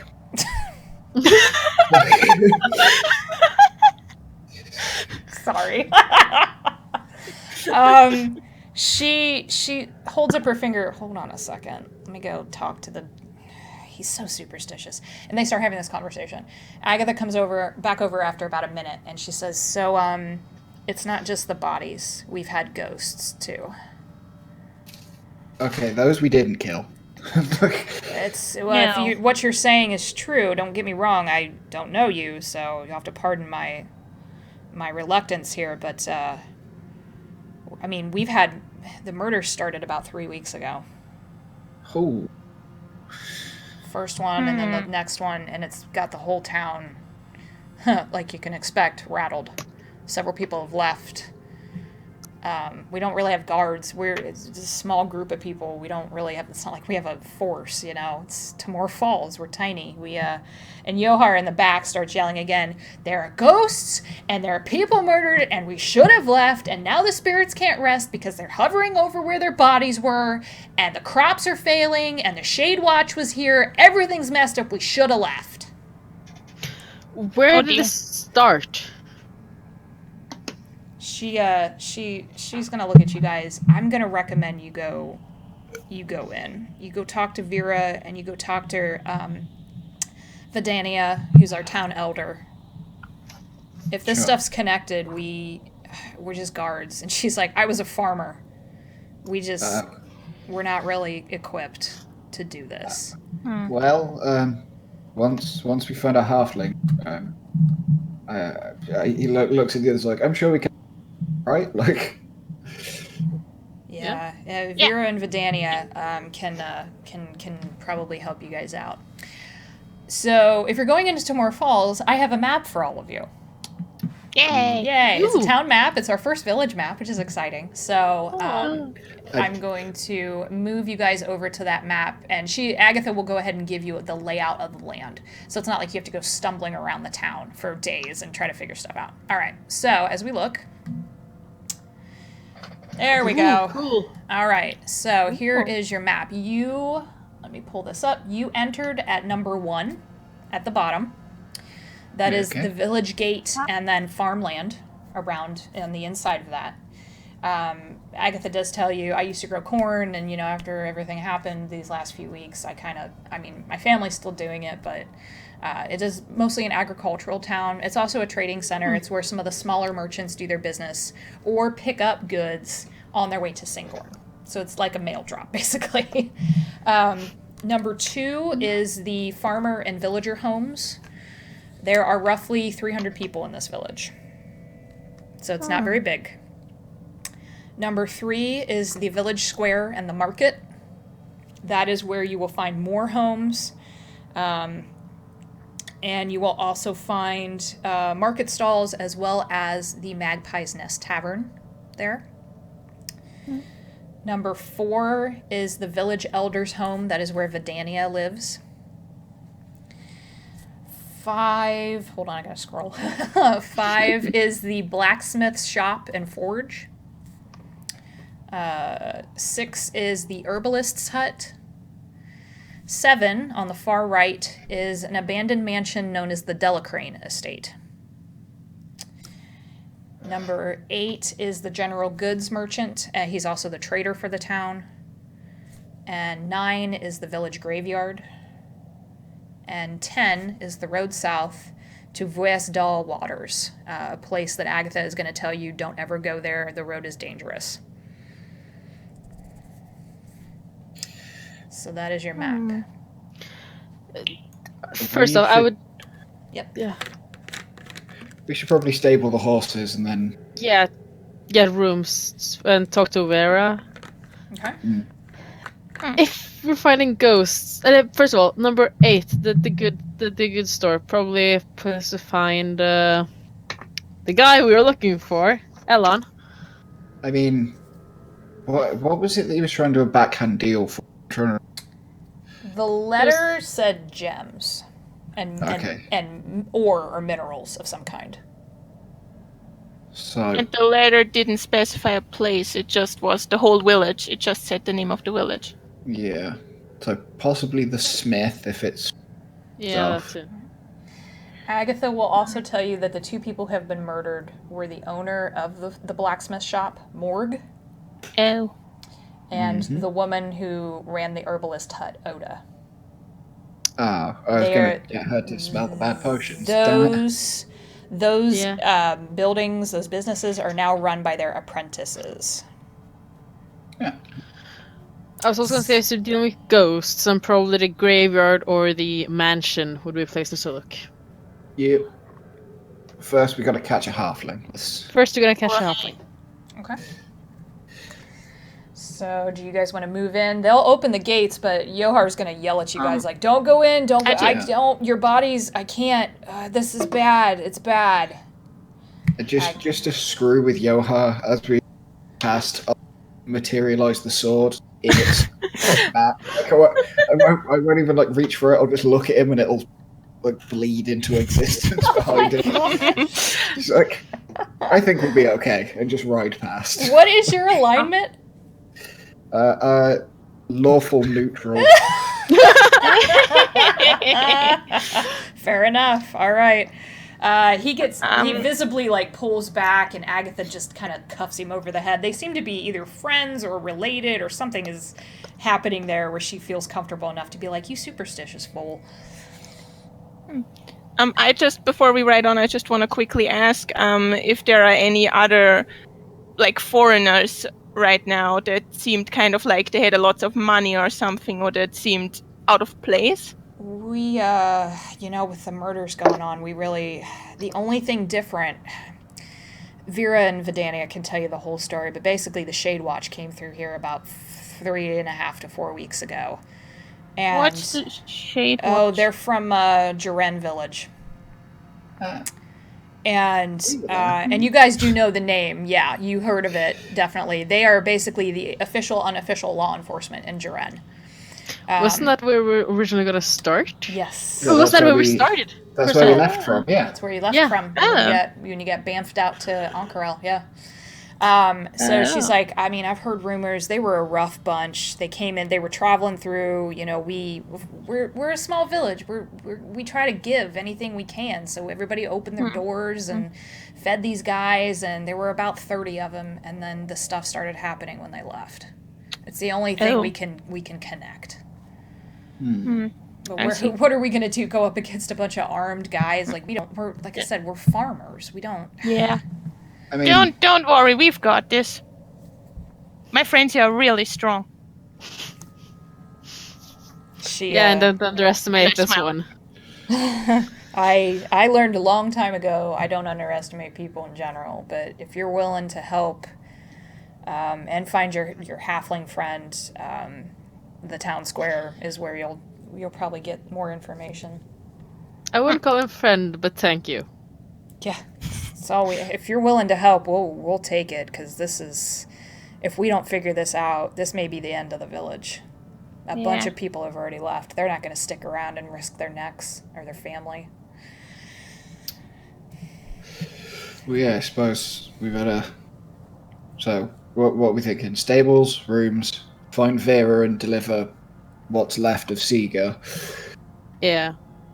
Yeah. And see if we can find Elan. Or see if other people know where he is. Yeah. Ask her and stuff. The stables are at the inn, like you might expect. It's a 5-minute ride in. It's not a big village, so...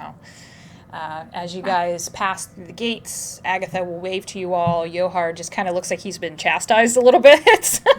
But they do go back to watching the road approaching the village, and the gates close behind you. There's a giant beam that comes down, and you have in front of you snow-covered farmlands and village huts.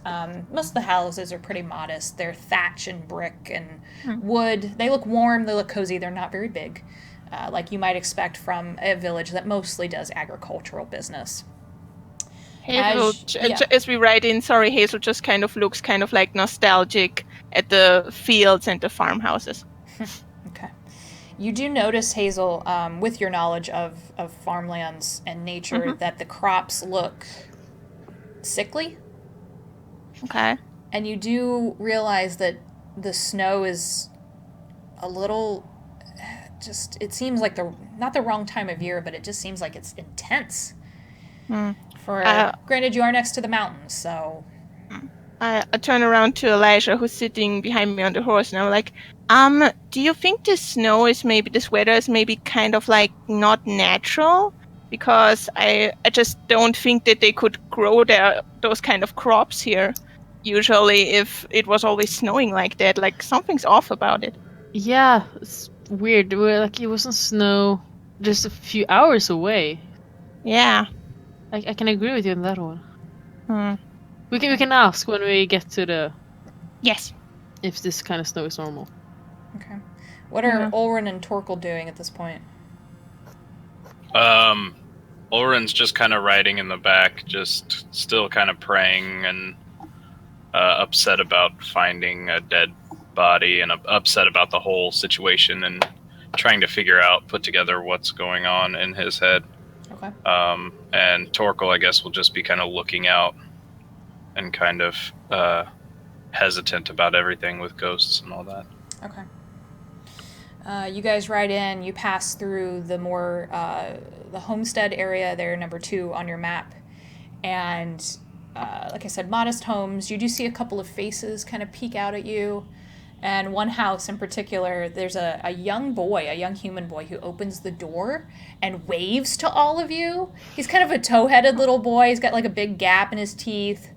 And he waves at all of you and starts to go out the door, and then you see, it looks like the hand of his mom maybe pull him back inside, and the door slams shut.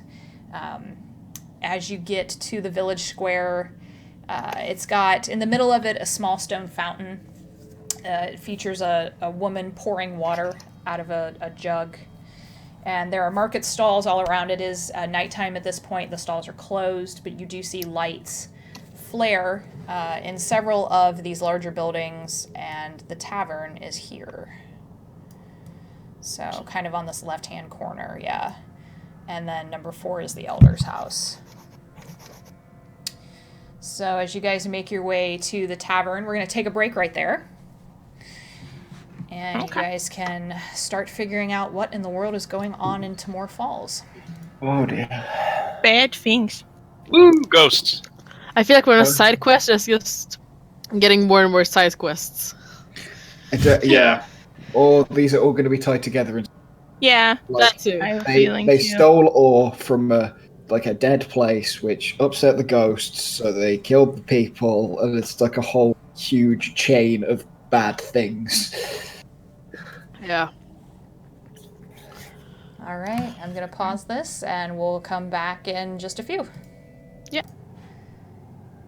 Okay, so picking up where we left off, you guys were headed to the Magpie's Nest Tavern. You do know that Vera owns it, and her sister Vidania is the town elder. Those are the bits of information that you have right now. As you head up, the light coming from the tavern is warm, it's cheery. You hear, it sounds like a lute being played inside, and there are a couple of people who are coming in and out, and they notice you curiously and keep walking, but they're watching all of you. You're strangers in a small village, so... And with everything going on, it's not surprising that the villagers would probably be a little suspicious of newcomers. So, you're welcome to go in. You can do what you need to do. Can we, put our horses in the stable? Yes, if you go to the back of the stable, there's a young gnome man there, ready to take your horses for a piece of gold. He'll keep them for a week, and feed them and take care of them. So yeah, that's not an issue whatsoever. And you guys can head into the tavern. So let's switch that over. It is... it's seen better days, like most things in this town. It's worn, but it's warm inside. It's very welcoming, and it is bustling. There are lots of people eating and drinking. There is a bard, it looks like, or somebody on stage with a lute. They'd been playing something earlier, it looks like. And it does have, pardon me, looks like a rooming house above. And you see a couple of bar patrons, shuffle around, and they're trading drinks. A couple guys in the corner are playing dice.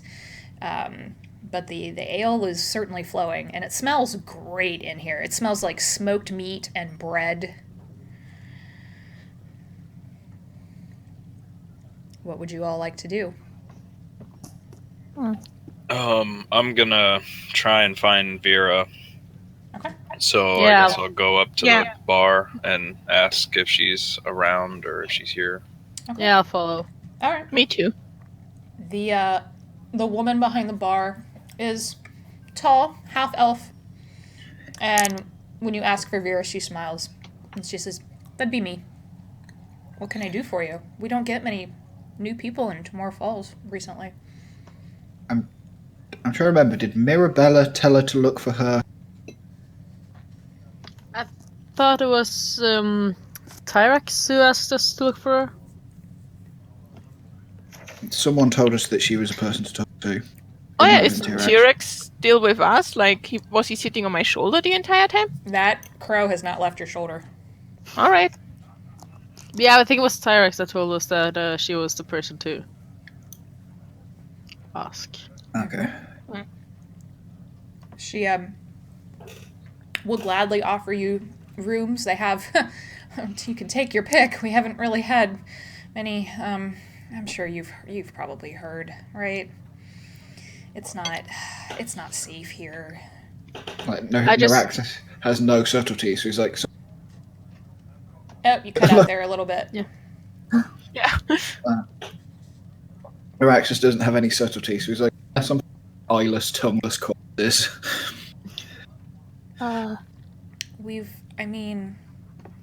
Gives you a weird look. I mean, we've had a couple of murders. It's horribly gruesome. I really don't like to talk about it. It's ghosts. It's not good. At that point, there is another half elf who walks behind her looks like it could be Vera's twin, but younger.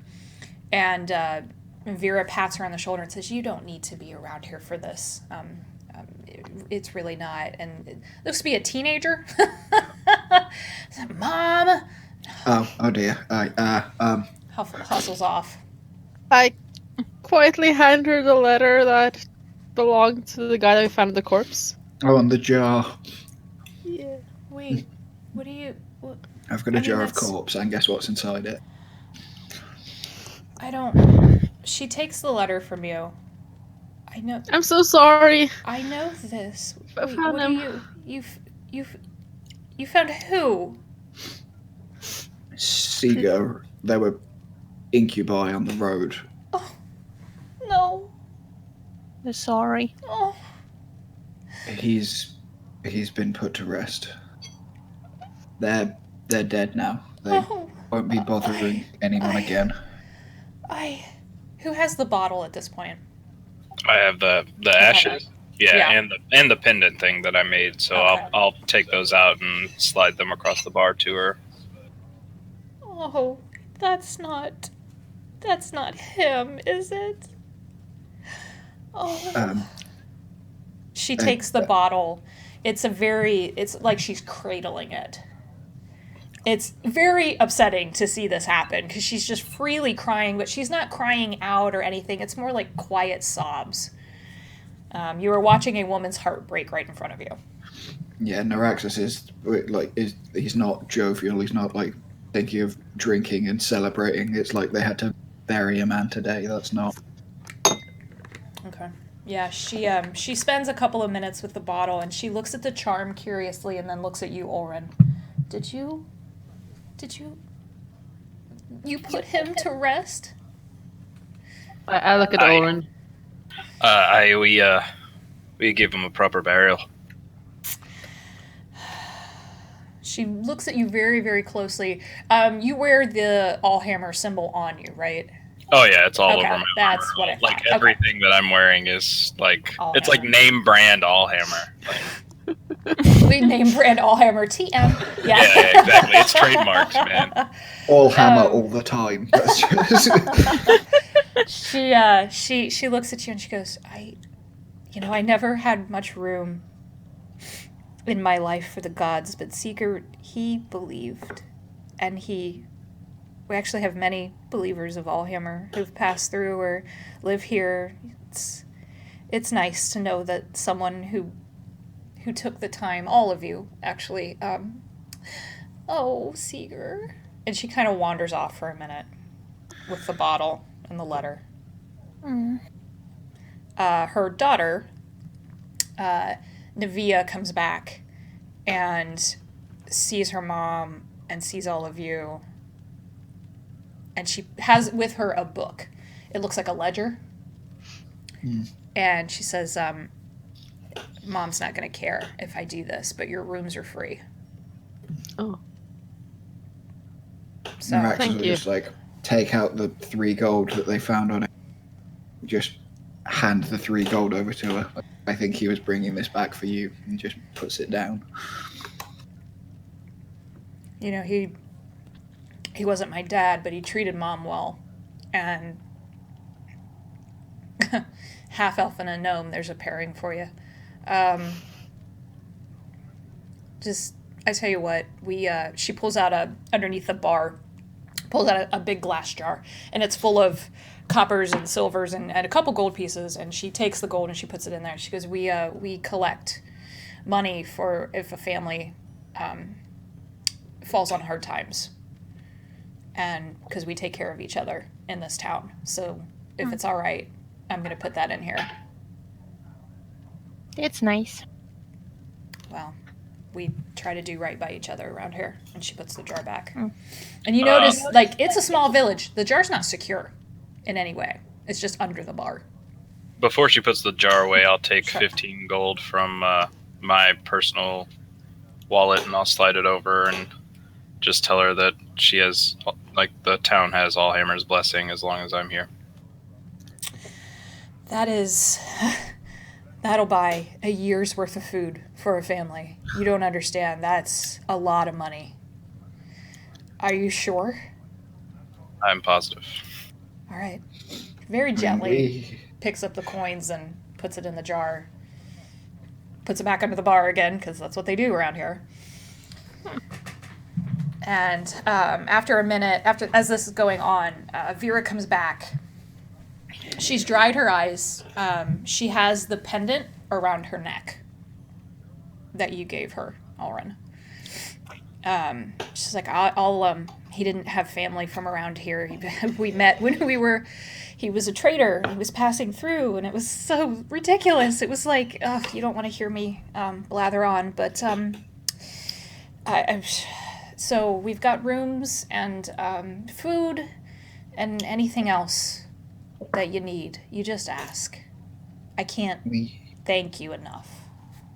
A visitor to here, I suppose you might call him, suggested that we seek you out. You might know him. And he like leans in, knows like T-Rex.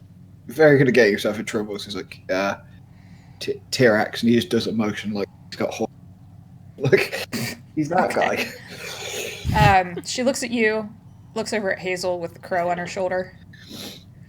There's a cagey look that comes in her eyes, and she says, I maybe have met a tiefling by that description. Yep, we know that feeling. And the crow actually hops over to her and lands on her shoulder, and she kind of laughs. She's like, "You old bastard."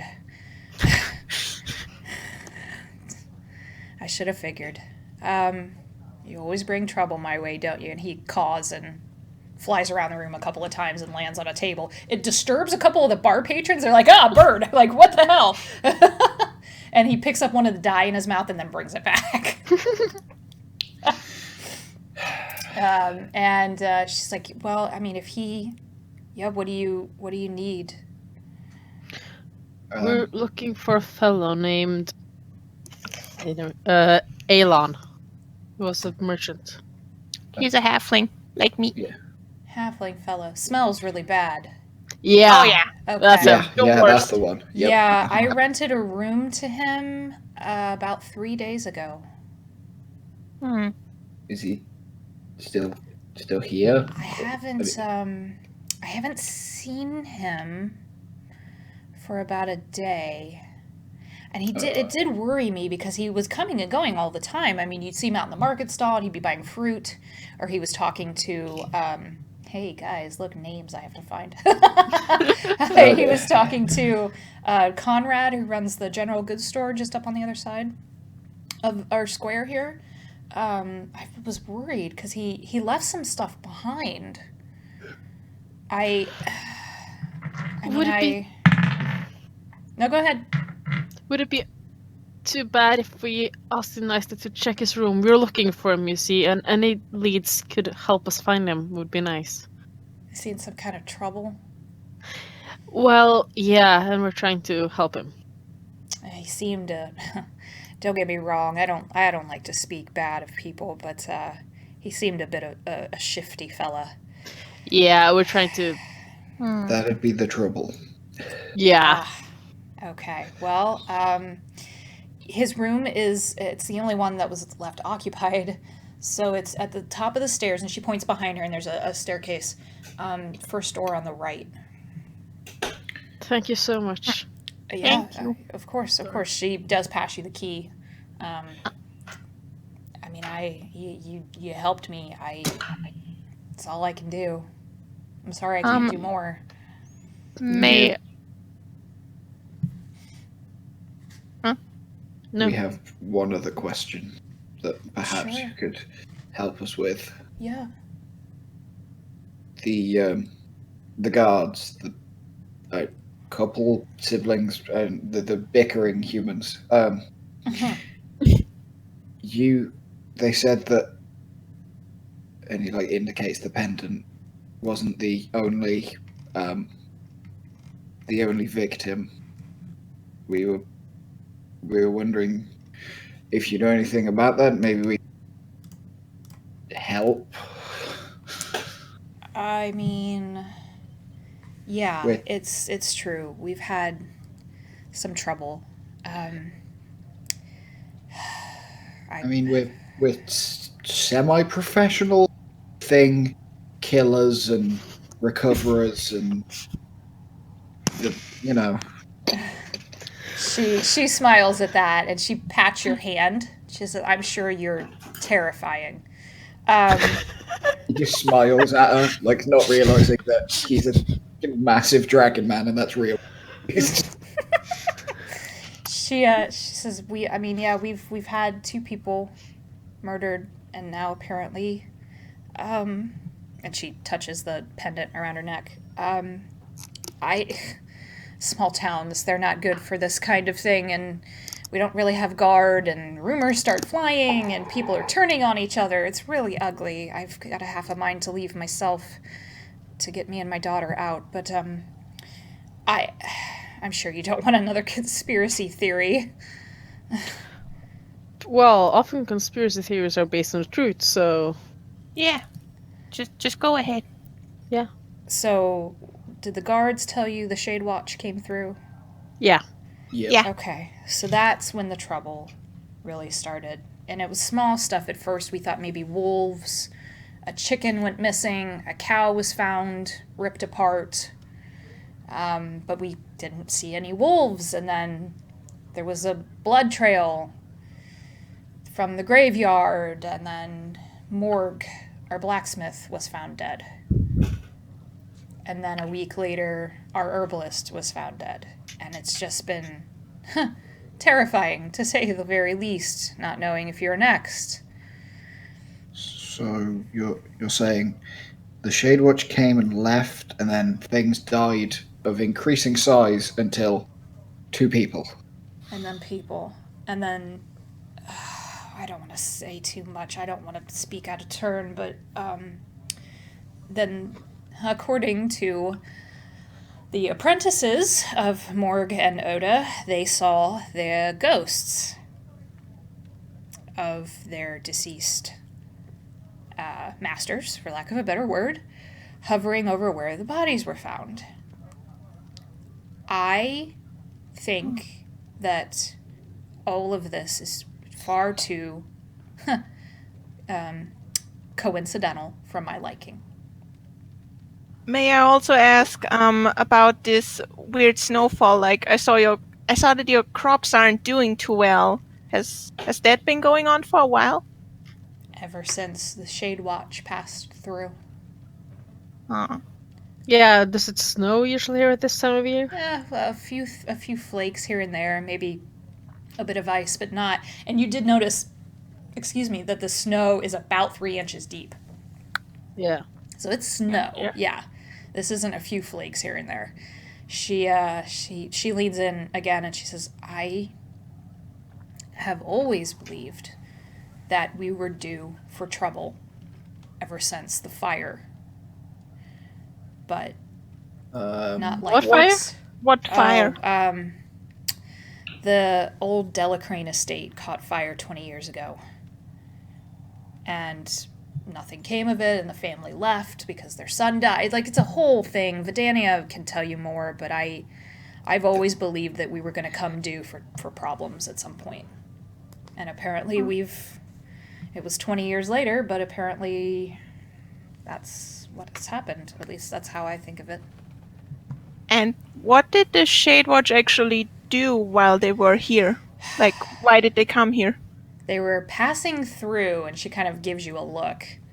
They made a mess. They were disrespectful. They were rude. They didn't pay when they should have, and I'm not going to go up against a bunch of armed thugs asking for money. And then they left. They passed through? I thought they'd protect that village. Joran, we were there. Why pass through where? Why would... Like, Miraxus was a guard, so he's like, you don't leave you protect the place by being in the place. I don't know about that, but they were awful. They were awful people, and I would prefer to never see them here again. And I mean, can I do his? unaware, we could probably. And he like looks at the others. Like, I'm not suggesting we kill all. It just goes quiet. Like, Yep. Can I do a history check to see if I've heard about anything like this before or read about something similar? Of course.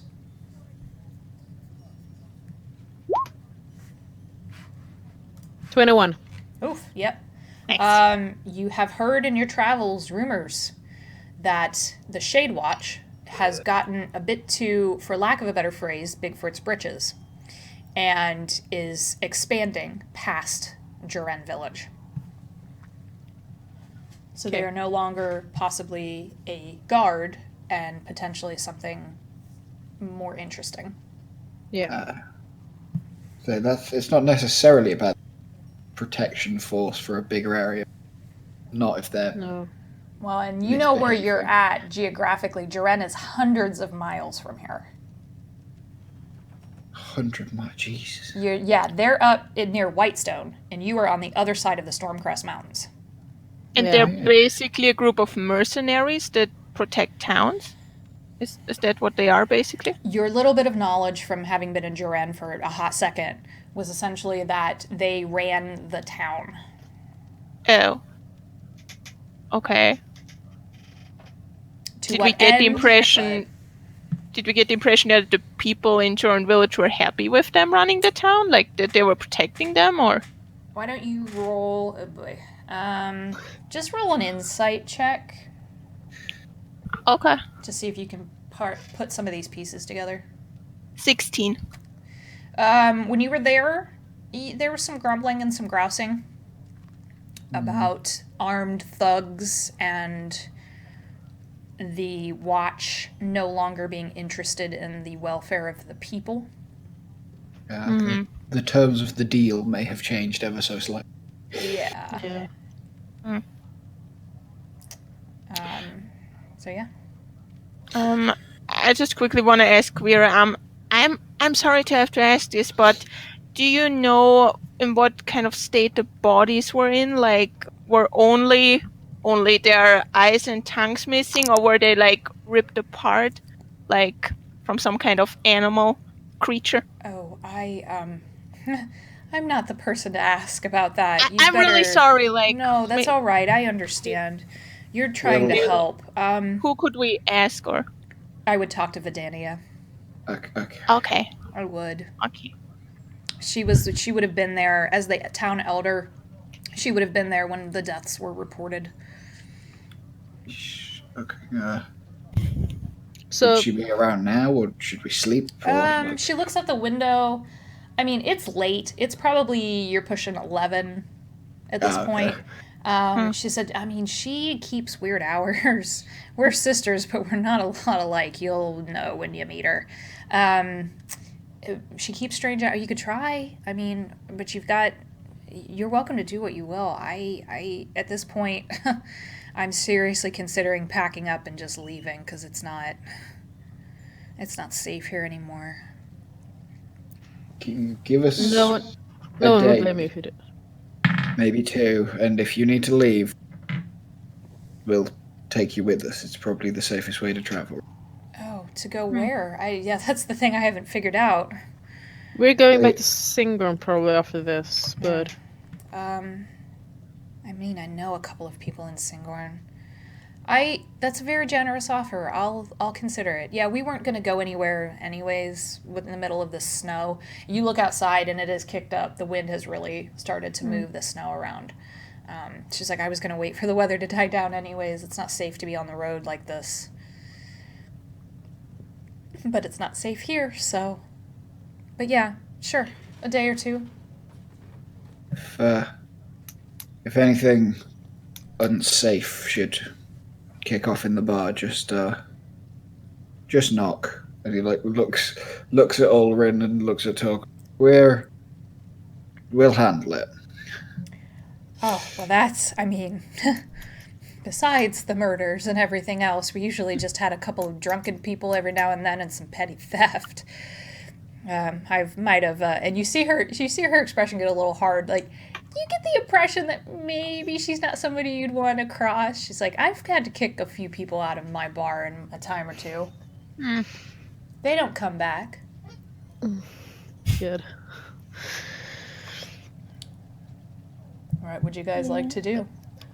Check out the room, the Elan's room first, I guess.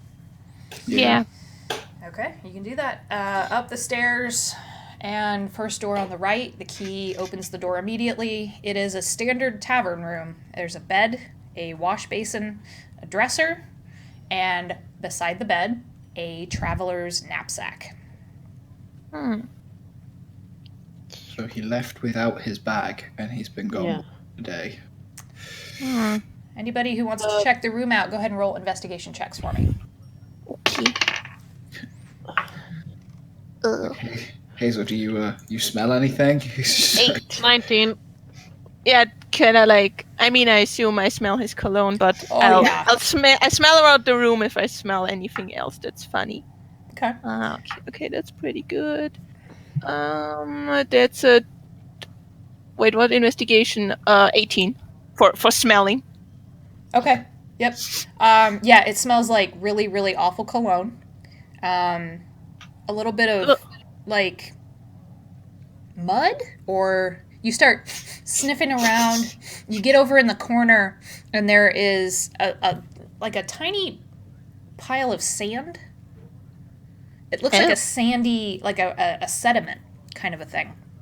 And you do notice on the wall above that an indent in the wall that looks like something had scraped. Huh.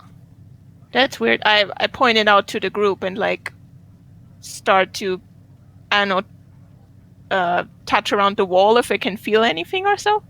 It's wood. It almost looks like the scrape of a tool of some kind.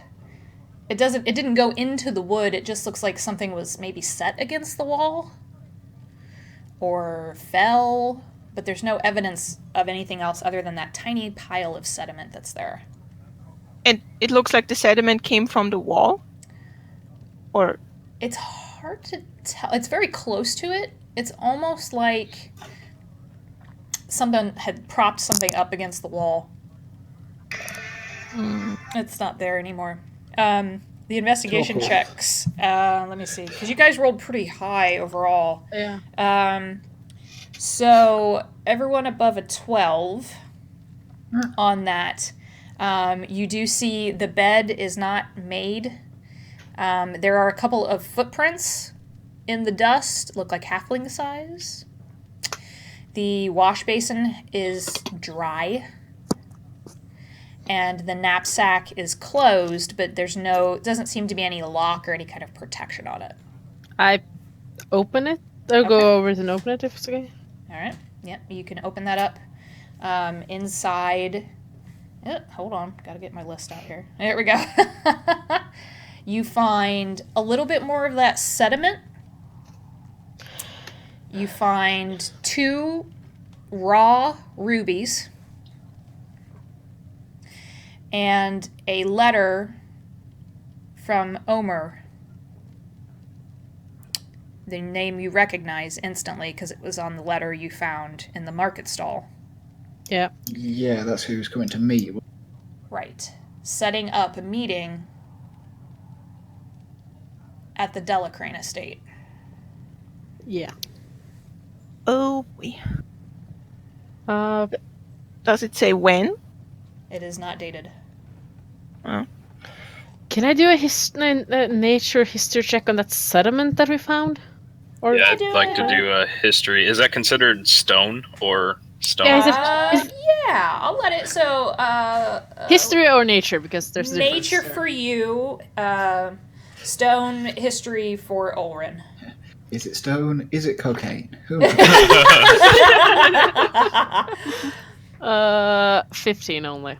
Okay. Woohoo! Oh my gosh! Wow! Nice. All right, Ulrin. Yeah.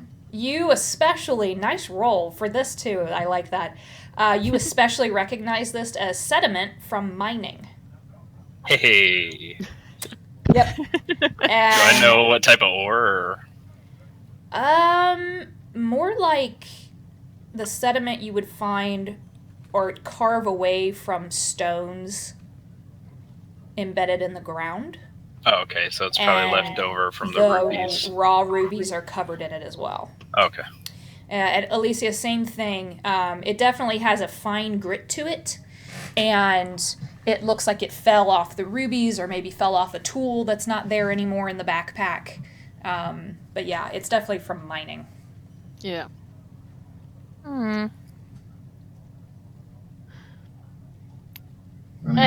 He went to the estate, we know that. Or he There you must go. have gone. Should we go to the estate tonight? Or should we do it in the morning? I mean, if whatever it is killed it, then it doesn't matter how long we take, I guess. I mean, actually, wait, we have the rubies, so she wanted, what was it, payment or the stuff. So if we just go back with these, we can be like, this is what he was behind your back for, there you go, done. That's true. Yeah. I don't think also that'd would. be enough, though. Just 2 rubies. She said the amount that he owed him, he owed her was a lot. That's true. Hmm. I mean, I'm We down also- to hit the estate now. Try Yeah, and we should catch up also with talk him. to the elder, but we can do that when we're done with this thing. Yeah, because that's the next. That's for the dead. Yeah. The ghost problem, right? Yeah. I'm up for the estate. If Yeah. How are you feeling, it's- Oren? Do you need a nap? No, I'm or good. Hazel, Yeah. I Or really want to Tokyo? talk to. Torquil. I really want to talk to the village elder, but I can see that we need to find this halfling dude, so we should probably go to the mansion. If we don't find him in like an hour, we. Yeah. Okay, is that the plan? Think so. Yeah. Okay. Yep. All right. So again, as a reminder, on the map, the estate is at 7. So you will leave the Magpie's Nest and you will head east past the village elder's house, the blacksmith shop, and the herbalists. Yeah. So as you go, the wind has kicked up. You all are. It's a good thing the estate isn't far away, because it is freezing at this point, and it is also pitch dark. So as you go along, Hazel, you're probably going to want to stay close to somebody. As you follow the path out of town, the path goes from, it's not paved per se, but it looks like someone had, many, many years ago put down stones in a way to cut down on the mud during heavy rain season and that type of thing. As you get closer and closer to the blacksmith's hut and the herbalist's hut, there are lights blazing in both of those, and the path starts to turn to mud as you approach. It's still whole, kind of, but you can definitely see where there was a fire on the Delacrane estate. So this is a large manor house. Hold on just a second. That clearly has seen some better days. And as you stand out in front of it, there's a weird sense here, and especially now that you know the history a little bit of this place, that bad luck or misfortune or whatever you want to call it had kind of befallen the family a couple of decades ago. And the sky is completely clouded over. There's more snow falling.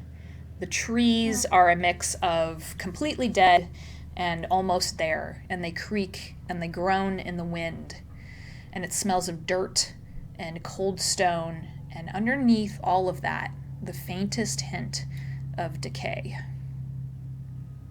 Can I also, along the path, and now that we're at the manor, I was trying to see if I could catch the scent of the cologne dude. Sure, go ahead. Okay.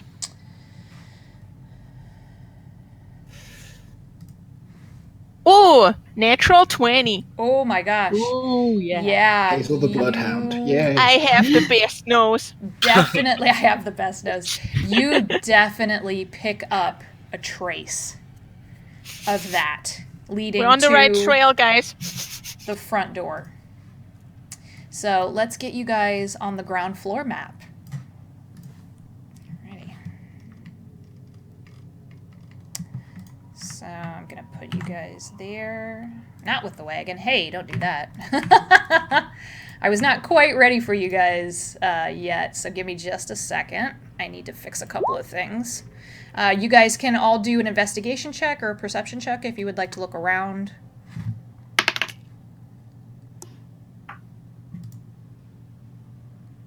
Investigation. What is the dwarf special thing with like stone and stuff? It's, let's see. Considered proficient, and you add double your proficiency bonus to the check instead of your normal proficiency. Fair enough.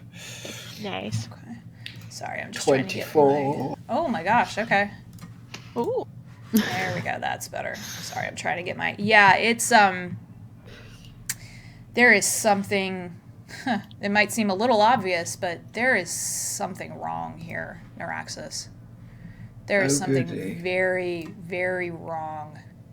And it's... You feel it in the back of your mind, almost. This sense of... Something bad happened here. Oh dear. It's like your spider sense is just going off. Something very, very bad happened here. So the big sword will come out and up on his shoulder, like puts a hand up. It's like, we should be very careful going forward. If I think this place is bad, and he just like looks at everyone like, you would know. Like if he thinks it's bad, that's Yeah, that's bad. Yeah, that's bad. Yeah. Bad news. Okay. And the same thing for those of you who rolled pretty high. It just... Yeah. Something is really off here. And Makes you're my not... skin crawl. Exactly. It's that sense. It's that thing in the back of your mind, that lizard brain, so to speak, that tells you this could be bad. And it's extremely disturbing. Sorry, I'm talking as I'm trying to get, like, the map up. Because I had not set my fog of war, so... All right. Yeah, that was the one thing I needed to do. Okay, so let me switch you guys over. The crow, as you approached, took off. Oh. Huh. probably for the best. So here we go. And behind you, you do see Tyrax coming up to you. Okay. Good Oh. idea. Yeah, he's not abandoned you. He, bam, there we go. Okay. So as you are on the, let me get this moved around here. Let me move him up. As you get onto the grounds, there is a path forward to what you assume is the front door, but it is blocked by heavy sets of bramblewood and thorns and vines. And he is going to walk up to them and start taking a look without touching them. Terex, what are you... You're not supposed to be here. What are you doing? Yes, because you always do what you're told, I'm assuming. Hey! I mean, yes. I was a soldier. That's kind of the whole deal. Yeah, actually, so far we have done everything we were told to. You're supposed to find Don't we seem trustworthy to you? It's not my opinion of you that needs to matter. You were supposed to find the halfling and not go on a quest for a murderer. Hey, she can smell him here. And just... The halfling was definitely here. I can smell him. And his icky scent. And I have a very good nose, I'll have you know. No offense meant, Hazel. He backs up a little bit. None taken. I know what you're capable of. Trust me. I've seen it. I'm not leaving, if you think that's going to happen. That's not what What do you know about this? I know that this entire town probably should have burnt to the ground 20 years ago when the estate caught fire, but it didn't. I know that this place is the rumor. You know, every small town has one, right? You don't go to that place anymore because that's where the bad guys or the ghosts or whatever live. It's superstitious nonsense. I mean, this seems like a long way away for the whole town to catch fire. What? Why are you saying this? Because the blaze didn't start at the estate. Where did it start? It started on the farmlands. Wait, what? Sorry, what? The farmlands burned. Then the fire somehow also started here. So someone was setting fire to places? That was my suspicion when I heard about it, that someone or someones tried to burn the whole town down by what makes sense. You start on one end and you start on the other, and the blaze meets in the middle, but it didn't get that far. Someone must have stopped it then. Someone stopped it. Yeah, the villagers are give them more credit than you might think. They act fast, and with enough hands, you can put out most of the fires. There are a couple, were a couple of people in town, they don't live here anymore, who had some magical ability, so that helped too, I'm sure. Yeah, they needed to. It was their home. Why are you saying they should have burned down? Because the town has always been the site of awful things. That's what the villagers won't tell you.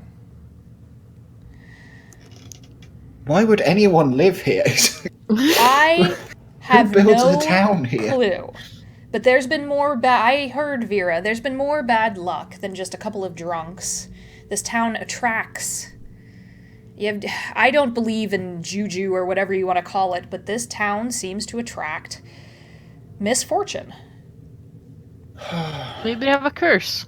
Could be that simple. I What do you think honestly, we should I'm do? not sure. Yes, the cleric. Exactly. Cleric, what do you think of all of this nonsense? Well, after mulling it over, I believe it might be curse. It could be demon possession. It's not really cut and dry when you get into the whole curse realm of it, so to speak. It's That's nothing you fair. can't handle, right? With some work, I could do it. I mean, Okay. these people are farmers. They don't really have a lot of places to go. If you're a farmer, you're tied to the land where you have your crops and everything. They can't just up and leave. Yeah. Well, then we'd better fix it and find this halfling while we're at it. What do you think? Am I safe to cut down these overgrown plants? I was gonna say I can firebolt them. I mean that too. That's not a bad idea, actually. Yeah, just maybe we all stand, and T-Rex starts to, back up a little bit. Maybe we pull back some, just Wait. while you work your magic fire fingers over there. Hasn't this place had a problem with fire in the past? Maybe. Oh yeah, but I'm sure it'll be fine. I'll try to just aim at the bushes. Okay. Yeah, you can do that. I have tried to roll for this for once. Yeah, because they do have an AC, so... Yeah, firebolt is 20, not natural. Oh yeah, that'll do it. The AC is not, it's a plant. Yeah. Should I roll damage or is it just... Yeah, go ahead and roll damage, and is it a cone? Is it an AoE? How does that... Is it just a focal point where it hits, or... It's... Yeah, I pick a point. Okay, within, where are so you let's say, aiming? Where are you aiming at? If I can do this right. Ping, yeah. I can't there. Hey, okay, right in the middle. I did Alright. 6 fire damage. Okay. But I can do it so many times I want to if that doesn't... Okay. Yeah, it does. It's dry, so it does catch fire immediately, and the fire starts to spread through the brambles. You get the sense you're probably going to have to do that at least one more time. Yeah, let's do it one more time then. Since it's a cantrip, I can do several times, and that was 14. Yep. So, let's say I hit it. How much of the things was burned now? Where do I have to aim? And, You would probably want to aim more towards the left this time. Yeah, because this has now started to catch fire, so it's starting to disappear. Yeah, let's do like this, or like probably there. Okay. You can get this too. 5 fire damage. Okay. and the fire spreads. Takes And everything's gonna catch this fire. one out. The fire is starting to jump to more dry bushes over here to the left. I don't have any water spells, so. So it's starting to catch over here. I have a sword. Just cut down the bushes that it'll spread to. Let's... T-Rex runs off and comes back with like it looks like he basically grabbed something out of his pack, like a jug of sand, and is throwing it on the fire. You guys there's not a huge risk here. If you were trying to do a fireball, that would have been a different matter. But with the firebolt, it's such a small spark, but it is enough to burn you guys a path through to the front door. Yeah. Yeah. I'm trying to see if any of the spells I have are like, this will extinguish fire, but it doesn't say anything. So. Ulrin, you're with me. You know the deal. This place might not be safe. Yep. Okay. T-Rex will move forward with you guys. Yeah, let's get marching order established here. Yeah. Alright. Okay. T-Rex will kind of flank the back. Keep an I suppose. eye out. Yeah. Yeah, you guys can move. I can move that tree off of there. You guys can move through there. Yep. There we go. Right. Is it Torkel and Alicia together? Probably a good idea. Okay. Yeah. T-Rex will Hazel, kind of stay to the When back. you're not a horrifying monster, you shoot your... Yeah, I'll like stay in the middle, so like Okay. Okay. if that's okay. All right. So you approach the front door. The door is almost completely obscured by ivy and vines. That old English ivy you see on manor houses that you would expect. It's super thick here. Oh, good God. You do see a little bit of a door underneath all of that. Who is proficient in nature? Nope. Anybody? Not me. Let's see. Let me check No. T-Rex's real quick. Nope. Oh, he is, actually. Kind of surprised. All right. Convenient. So, He also carries sand around for some reason. I mean, he probably has abilities that set things. wow. Well, he does things that you guys can't, so there's that too. Higher level NPCs for the win. He is going to go up very cautiously, and he's going to stay back. He's actually going to keep you guys back behind him for a second while he looks. He says, I think we should just be able to chop this down. It doesn't look dangerous, but you've got, several of you have big weapons. We might as well, and he has a rapier. He pulls that out and starts approaching to hack at the vines. No, please, allow me. It's like two-handed, like... Rapiers for stabbing. What do you...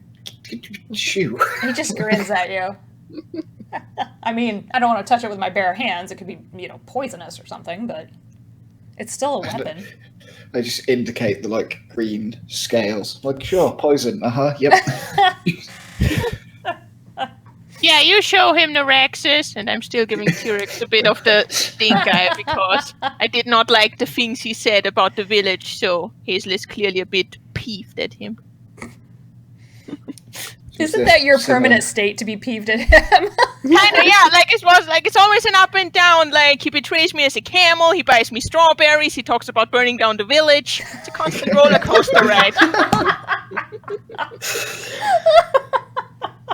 Amazing. Oh, Lord, have mercy. All right. So is this the same as the fireball? Like, you will make an attack. Yep, they have an AC as well. Oh, dear. Okay. So... 18. Oh yeah, that'll do it. So you raise your sword up and it's almost like machete action, So you get it embedded in there and you pull it back, and a couple of things happen all at once. The vines start to bleed black ichor, and Neuraxis, I need you to make a dexterity saving throw. Okay. 19. Yep, that'll do it. The vine that you hit starts to try to wrap around your wrist, and it shakes. You manage to shake it off. It does grab T-Rex's leg and knock him prone. which is a little insulting because of how fast he is. So he didn't roll well. And he lands prone. Oh, I hate magical plants, and starts to get up to his feet. We are not going to roll initiative, but if all of you want to make a shot against the vines that are now snaking out to reach out at all of you, you can do that. Fireball. Yep. Make your attack. Sacred flame. 20 not natural again. Done. Easy. Okay? 9 damage, actually. Yep, that takes out one of these vines. So one of these starts to curl up and wither. Who else? Let's go down the line. Ulrin. Sacred flame. Do it. They have to make a deck save. It's a vine. No, they take, So just roll your damage, yeah. yeah, they take 4 radiant damage. Okay, yep. The vine starts to curl up and wither. It's not quite gone. Let's go. Hazel, what do you want to do? I guess I'll go up to it and try to cut it with my dagger, because I don't think an arrow is gonna do much. Okay, make a dexterity saving throw. A dexterity saving throw? Alright. Yep. Who's good at those? Dexterity saving throw, that's 24. Oh yeah, not an issue. You dodge out of the way as a vine whips out at your head. Not a problem. And then you can go ahead and make your dagger attack, and then Torkel, what does he want to do? Okay, the dagger is like 25 to hit, Yep. and just... Sorry, 1 second, just a little... It had 6 points of damage. Okay, yep, that's enough Piercing. to take that vine out. Okay, what does Torkel want to Sure. do? All right, we'll take out my short sword and we'll swing at the vines. Okay, make your attack.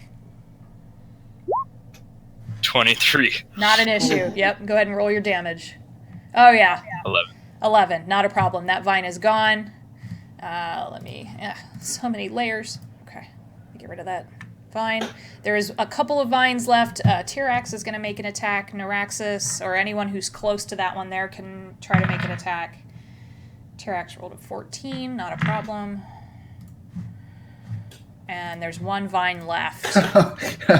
I think Good I've God. got it. Yeah, not an issue.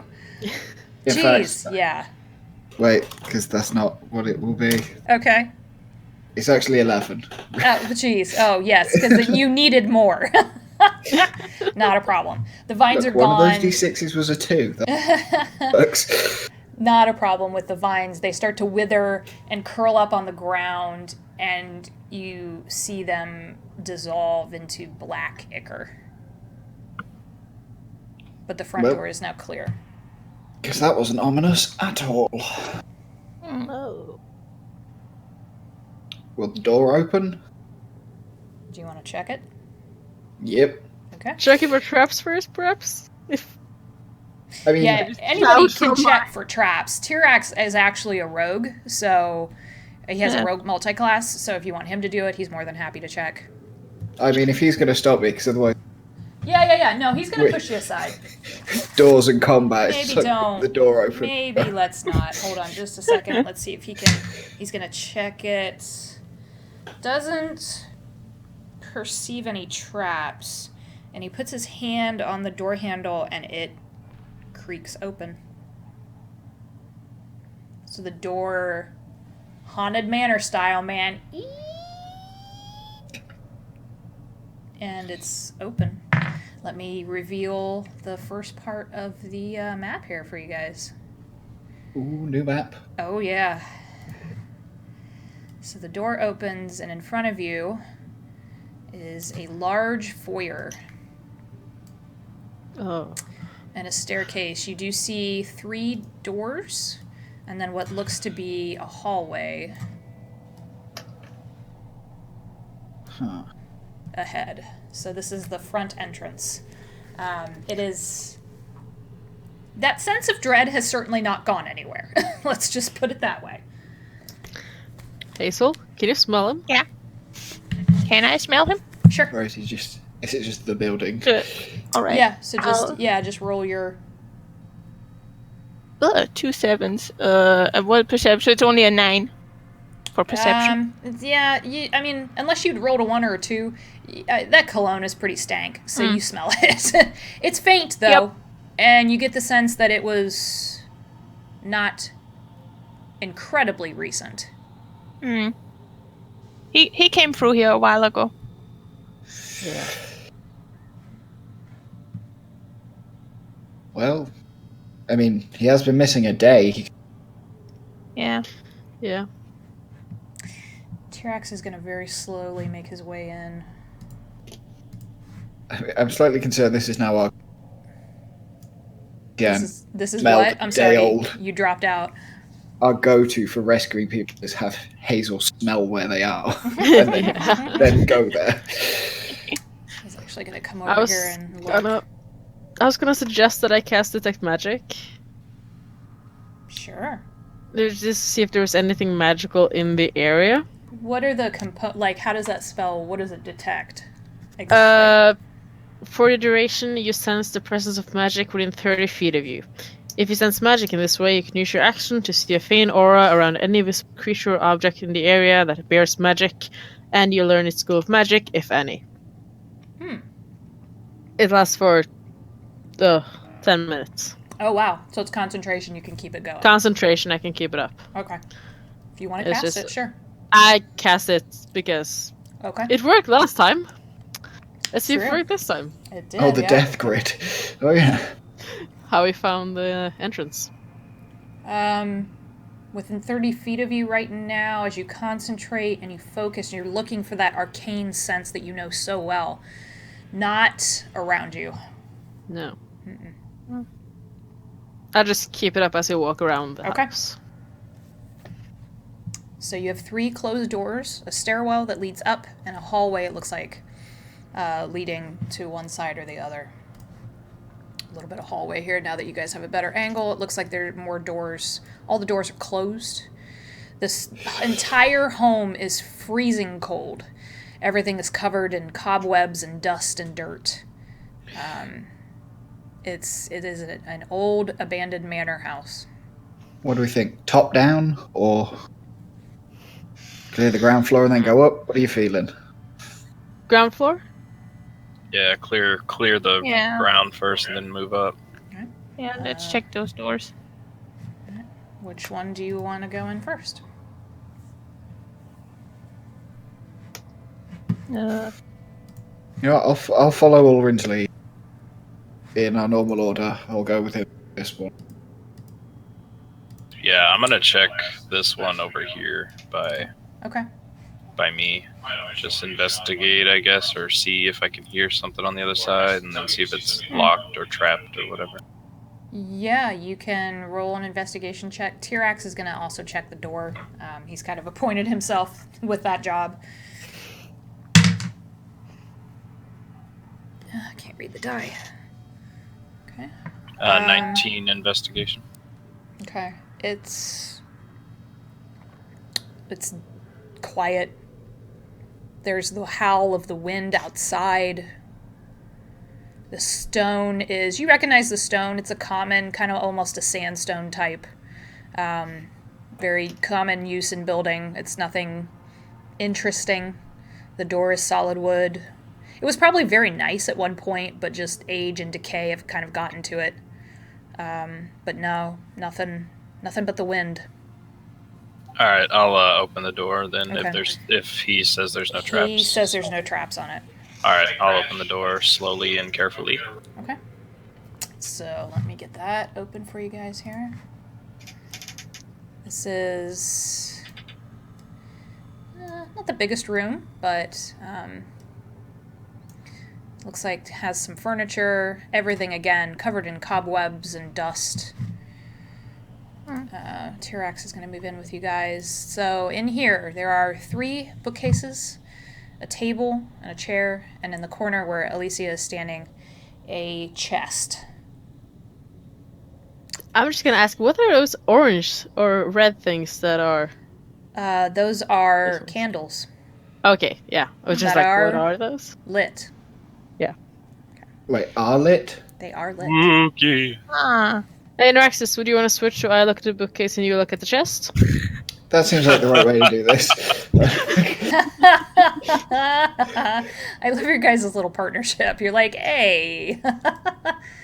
I right. probably can't open it, so... So who wants to go first? Naraxis, perhaps.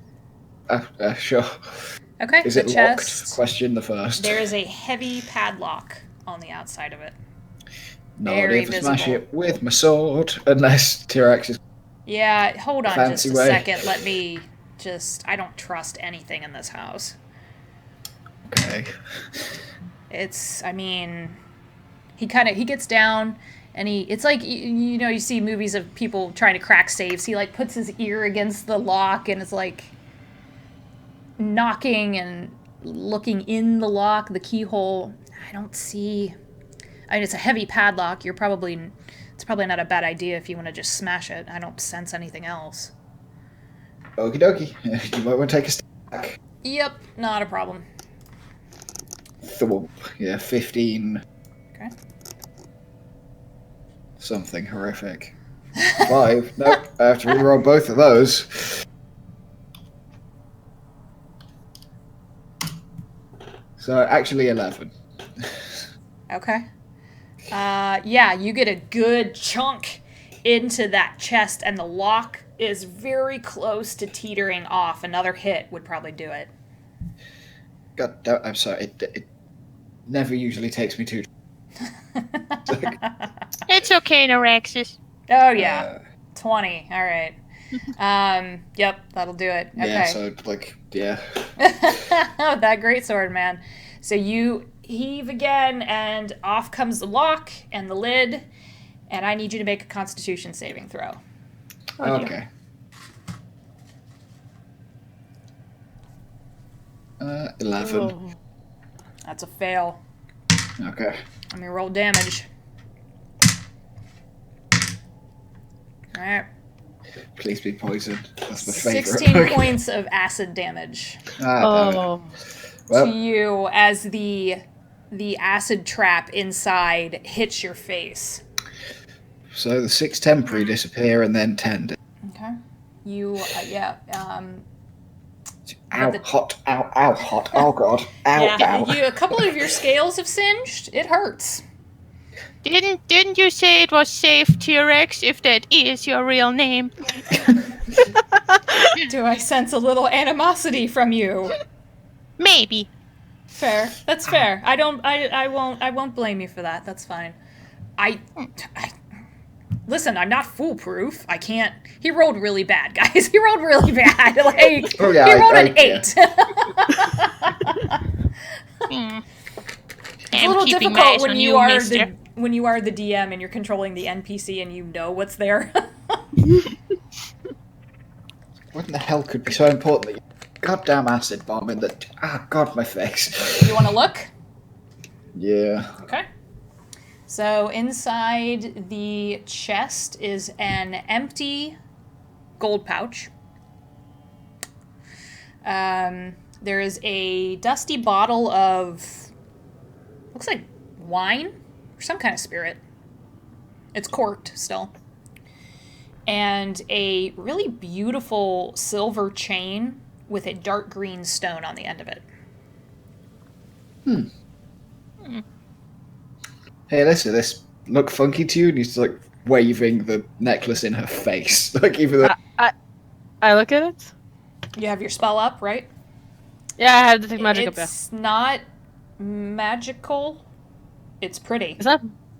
It's pretty. It's not magic, so... Okay. Necklace with gem and wine. The notes we get.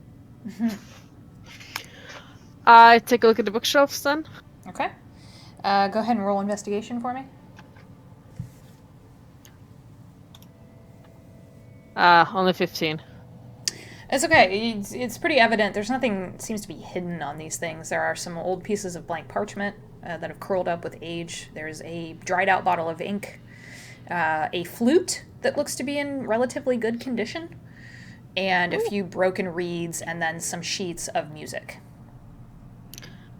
I take the flute just Okay. because it looks fancy, and the sheets of music because I can't play it, but I who can. knows? Yeah, Hazel can. There you go. Is it something on the other bookshelves or?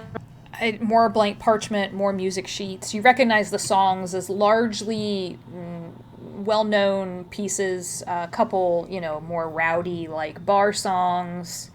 Some of them are very beginner, and some of them are much more advanced pieces. Yeah, and the same the last one also. Same kind of thing. It's a couple broken reeds from the flute.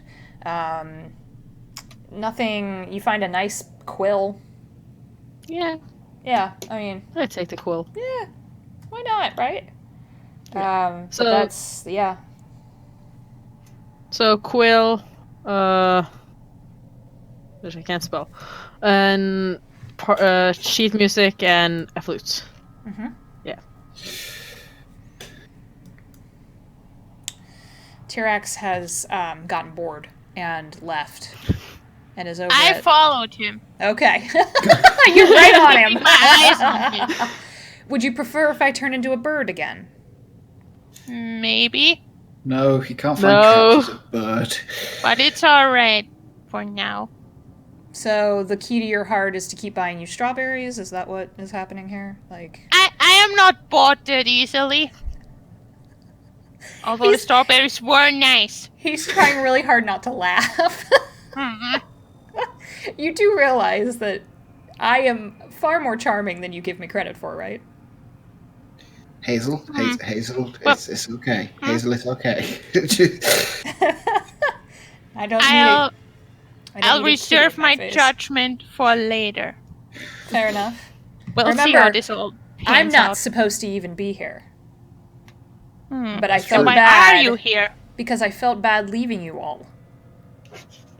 I put you on Because- this path. Because you think we're not competent enough. Hazel, oh, guys. I'm sorry.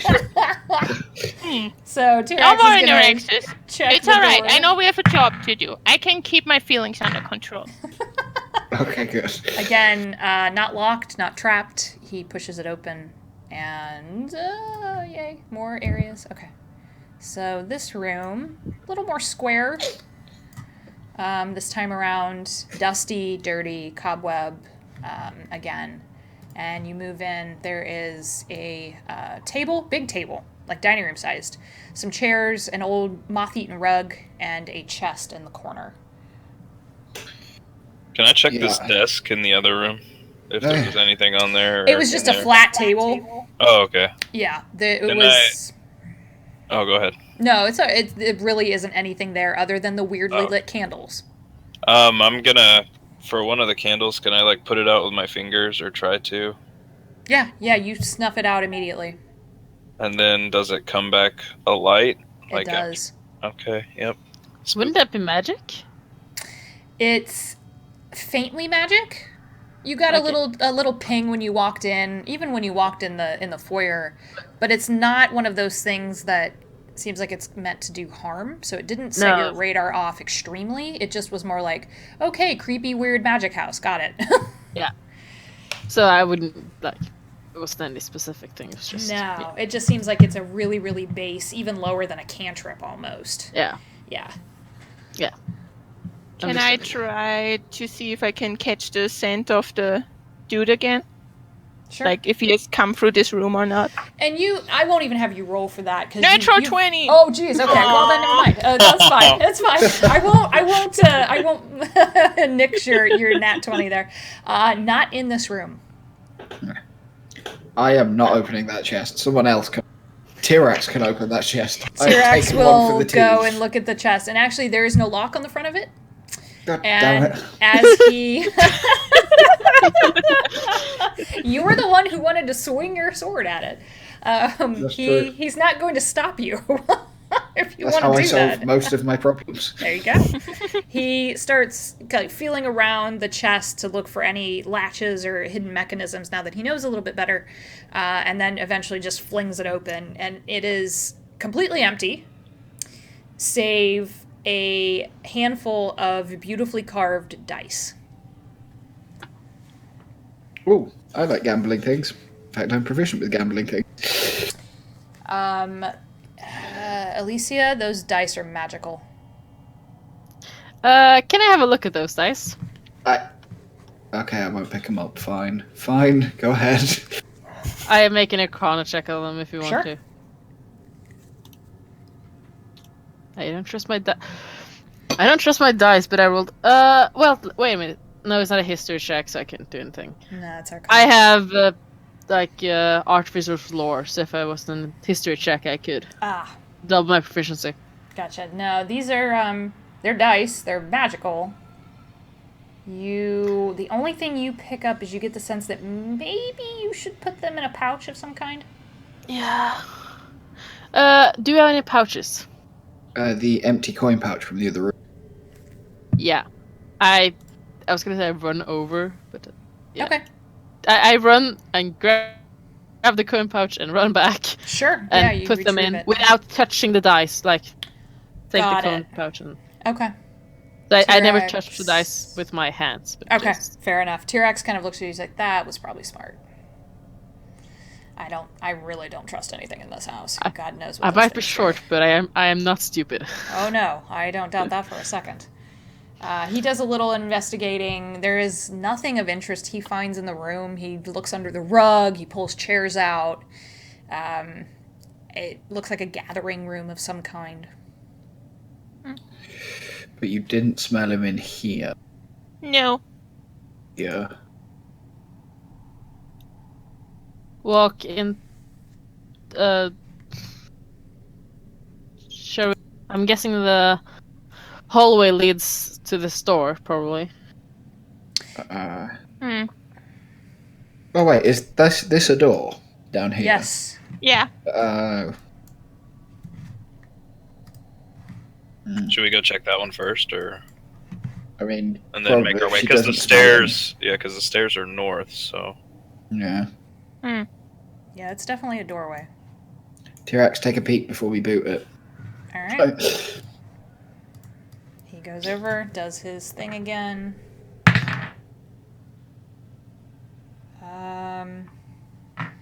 No, he pushes it open. Doesn't seem to be any lock or trap or anything. It's a very large. while he's doing that, can we like check the area up here, just the hallways, just to see, like, get an idea? You sure can. Yeah. Yeah, It's, just get a layout idea. So when Yeah, we come you can back. do that. Let me open that up for you. The hallway ends. And the hallway ends there. More doors, more closed rooms. This is not the, it's creepy in here. Not gonna, I mean, T-Rex walks in, he's like, oh, well, money doesn't buy taste. That's certainly something. Nothing like a bunch of dead animal skins everywhere. I'll just walk around the room to see if I sense anything. Okay. The I smell furniture like it. is, yep, you don't get anything. Okay. The furniture is well made. Dusty, dirty, certainly. Some of the padding has been worn down, but it's well made. There are big bear skins on the floor, antlers on the wall, and the fireplace is lit. What? What are Trinket and Keelit doing on this floor? That's Oh. horrible. That's super messed up. That is super messed up. I agree. Jeez. I haven't been. T-Rex This is gonna episode has been messed up. wander. I look And- at these weird armor thingies in the corner. They are stone statues of knights. Okay. Ooh, did they say anything on the base? We've learned statues. They do not. Okay. They look like somebody's idea of what looks expensive. Oh, it's not like, this is my great grandfather, sir. Nah. It's not commemorative in any way. Alicia, Naraxis, Torkel, Hazel, dexterity saving throws, please. Wait, Sure. me too? As the lid on that chest creaks open and starts to fly off into pieces to try to hit all of you. What the Dexterity frick? saving throw. 16. Okay. Ew. 11 only. 15. Torkel too. All right. He's in the line. Yep. Actually, T-Rex is too. Crap. Who opened this? What the? I didn't open it. I was T-Rex just made it. standing in front of it. Oh, is it 21. going like bouncing around the friggin'... Hazel, 1 point of bludgeoning damage to you what as a the- piece of wood smacks you in the side of the head. Jesus. You now look around you and pieces of the lid, it's like the lid split off into 5 pieces and tried to hit all of you. Like shrapnel. Kind of, yeah. What the... Ulrin, you are out in the hall. Make a perception check. All right. That's not concerning.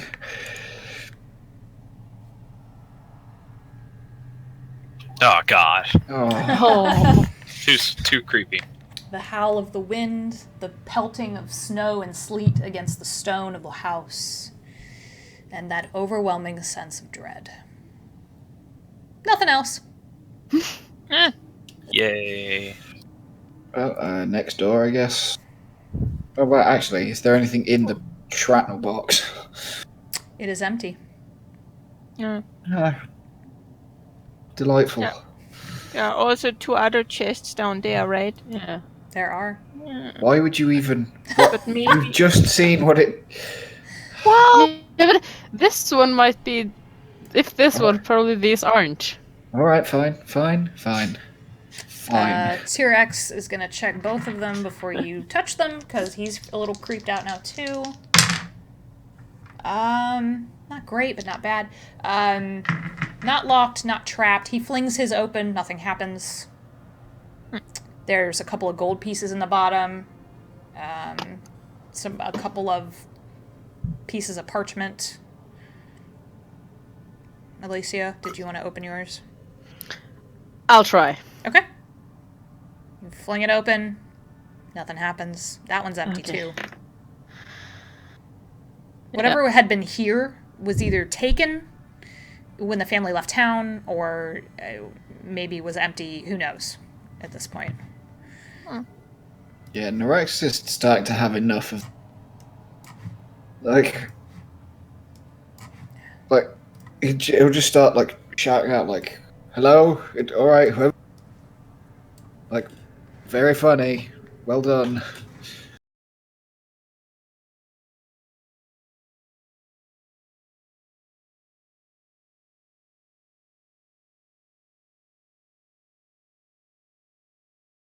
Very Oh, low. dear. It's not magical though. It's just fire. No, it's just creepy. Uh-huh. Yep. Oh, I'm enjoying this so much. Yeah, I'm You have just no kind of idea. standing in the doorway, kind of keeping an eye, because I don't want something to like run out or Sure. run in with us not knowing. Alright, we're gonna hit the next door, way? Ulrin. I guess All where right. Torkel is? You're going in that way? Sure. To the room north? Okay. Alright, so again, same thing. T-Rex is going to come over, double check it. It's not locked. It's not trapped. Let me just make sure that he doesn't... Nope. Alright. And creaks it open, and you see...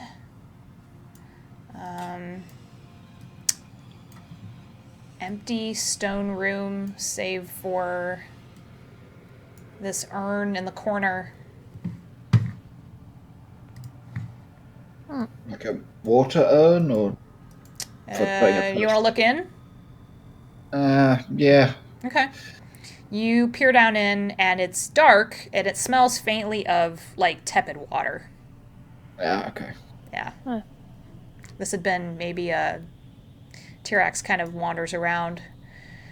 It looks like a old storage room or something. You know, like someone's version of a closet. Yeah. Alright, let's keep going. Clear down here before we... You know... Yeah.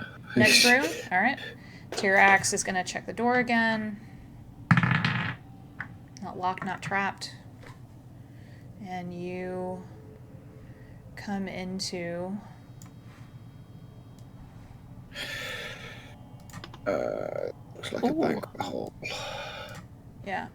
Yeah. Big kitchen table, dining room table.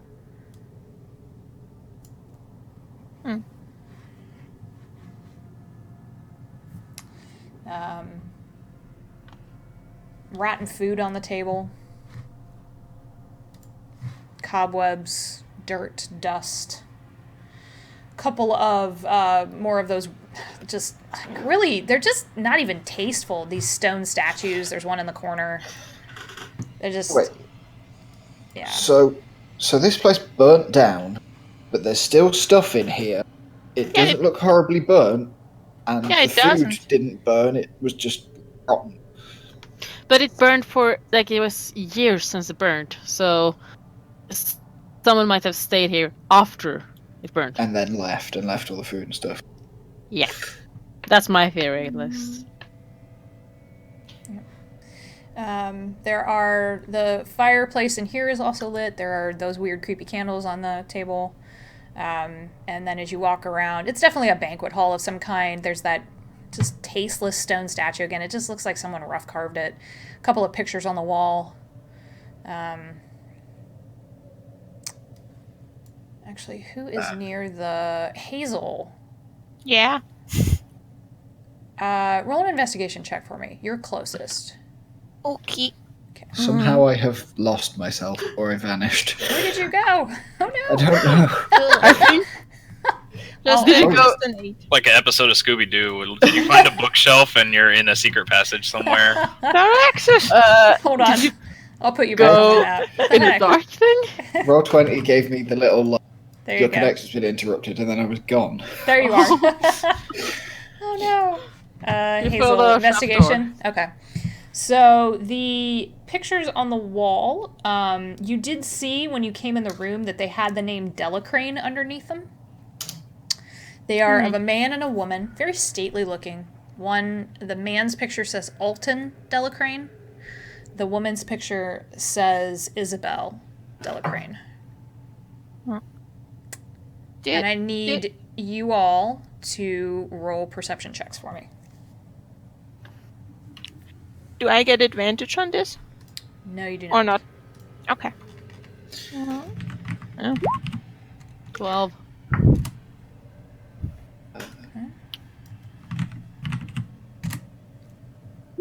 Okay, I'm sorry, but I really have to mention this. I rolled with the Scanlan dice again, and I got 2 natural ones again. No! I have rolled this dice, I think, 8 times, and I've got 7 ones with it. I think the Scanlan die needs to go into permanent dice jail.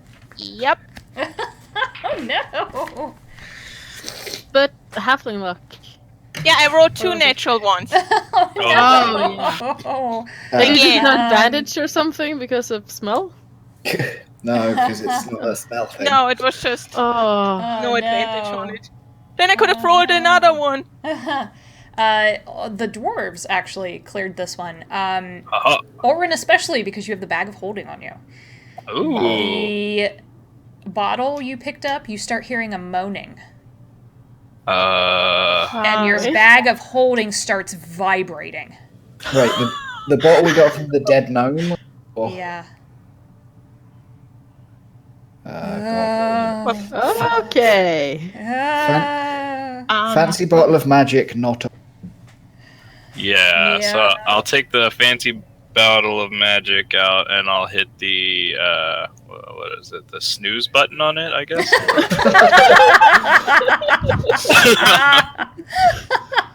It is shaking in your hand, and the liquid seems to be deeply agitated. Like it's churning over and over and over again in the bottle. Hello? That liquid doesn't look happy. Can I do like a religion or like a soul check to see if these are souls in the jar? Do a religion check. Yeah, and Rex is just like tapping the side with his claw, talking to it. Hello? Hello? Dig, dig, hello. Yeah, it's a soul. Oh, that's nice. Oh. It is Delicious. vibrating and vibrating and moving and bouncing around. Hazel and Alicia, I need you to make Constitution saving throws as you feel claws rake down your back. 18. Constitution. Oh, 7. Alicia saves. You fail, Hazel. Ew. That is. Hold on. Let me. Oh dear. Yep, because what? Yeah. Well, let me roll damage, but what materializes behind you is No. 2 spectral forms. Let me roll damage. Ew, no. So these didn't come out of the bottle. They just appeared. That is 11 points of necrotic damage to you, Hazel. Okay. And you have your hit point max reduced by that much. Oh. Necrotic damage. Jesus. 1 second. Okay, so now that the surprise round is over, I need you all to roll initiative. Oh, seriously? goody. Oh, for Christ. I couldn't be any slower if I tried. Let me just actually clear the turn order there and do that again, since we had trouble with that last time. Do these specters have any resemblance to the pictures on the wall? They don't. Okay. I need to roll for a T-Rex. Hey, I actually get to use him in battle. Yay! I'm way more excited about that than I should be. Alright, and This is the part where the DM fights themselves. Basically, yes. Pretty much. Okay.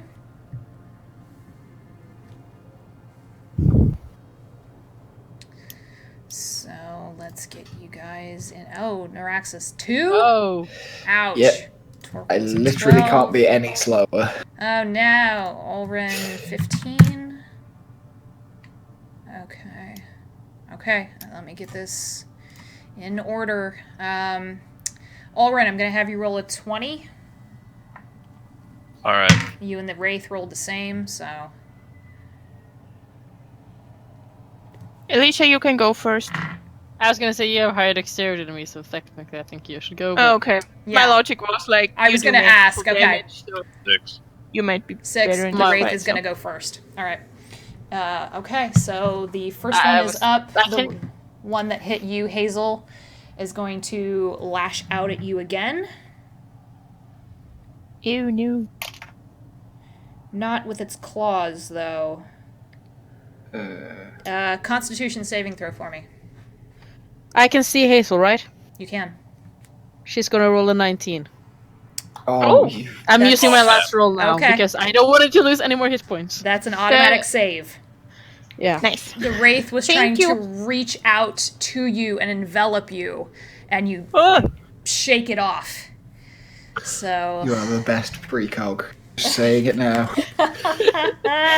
Alright, that is I don't have any I more, give- so kill them fast. I just I give Elijah a thumbs up as I feel her divine energy. Oh man. Okay, so this is gonna I think it's more be... just me shouting duck or something. He is because gonna I saw get it up on the back of the Wraith for sneak attack.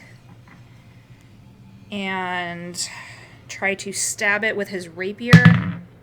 Yeah, oh my gosh. Holy shit. Okay. Yeah, that's a 26 to hit. God damn. Okay. Damn.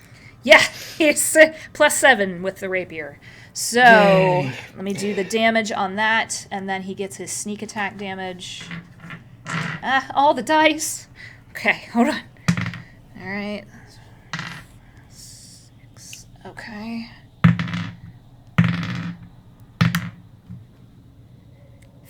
15 points of damage to the Wraith. Oof. Alright. So that is... Hey, math. He stabs straight through the wraith, and you see it almost bend its back. It doesn't seem to feel pain, but it definitely did something to it. He is going to use his bonus action to disengage and then come over and get into position behind this wraith. So, all right, end of his turn. That is the other wraith. It has a target in front of it. It likes you, Alicia. Same thing, con save for me. I don't have any more saves, so I can actually... Can I use my reaction to, with my shield to impose disadvantage on the attack? Yes, you may. Since she's within 5 feet of me. Correct. Yeah, you can definitely do that. So I don't know if that would be advantage on her roll, or if that's... it would be a disadvantage on it, so... Oh, that's a good thing. Yeah, because even with disadvantage, he rolled a 13. Okay. Oh, yeah. So thanks, but it didn't help. That hits you? Con save? A 13? 13 is my AC, so yeah. Yep, con save. 12. No, that's a failure. So, That's a fail? Yeah, it's a fail.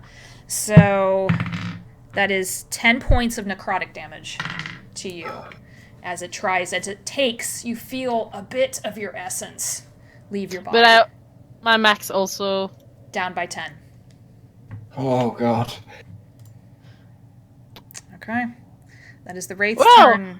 I look healthy, though. What the heck? Is that right? But... Ulrin, what would you like to do?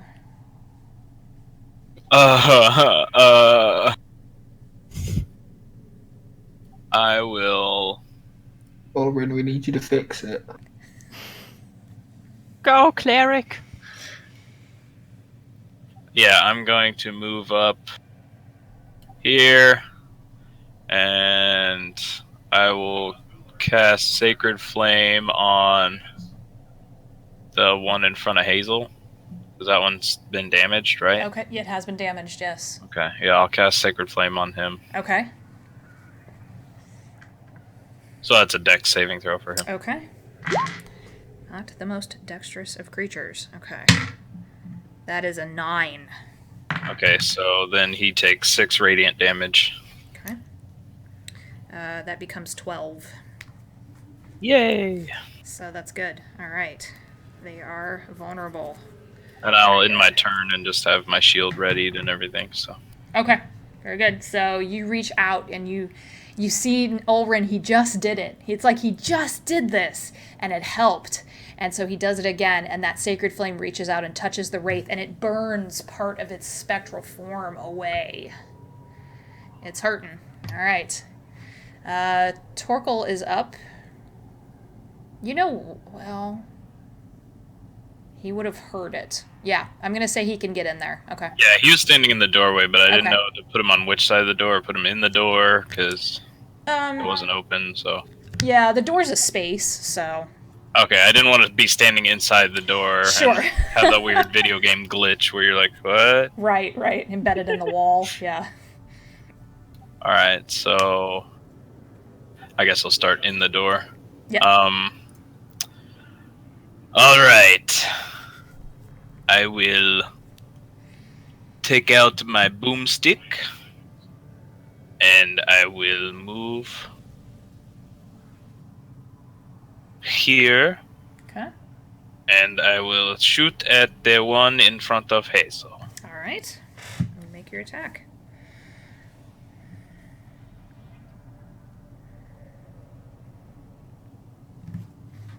$12. That's a miss. Dang it! Okay. So and then bonus action reload. Okay.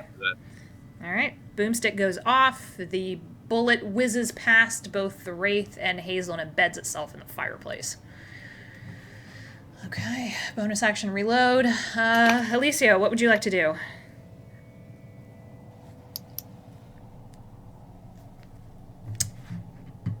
Did we lose her?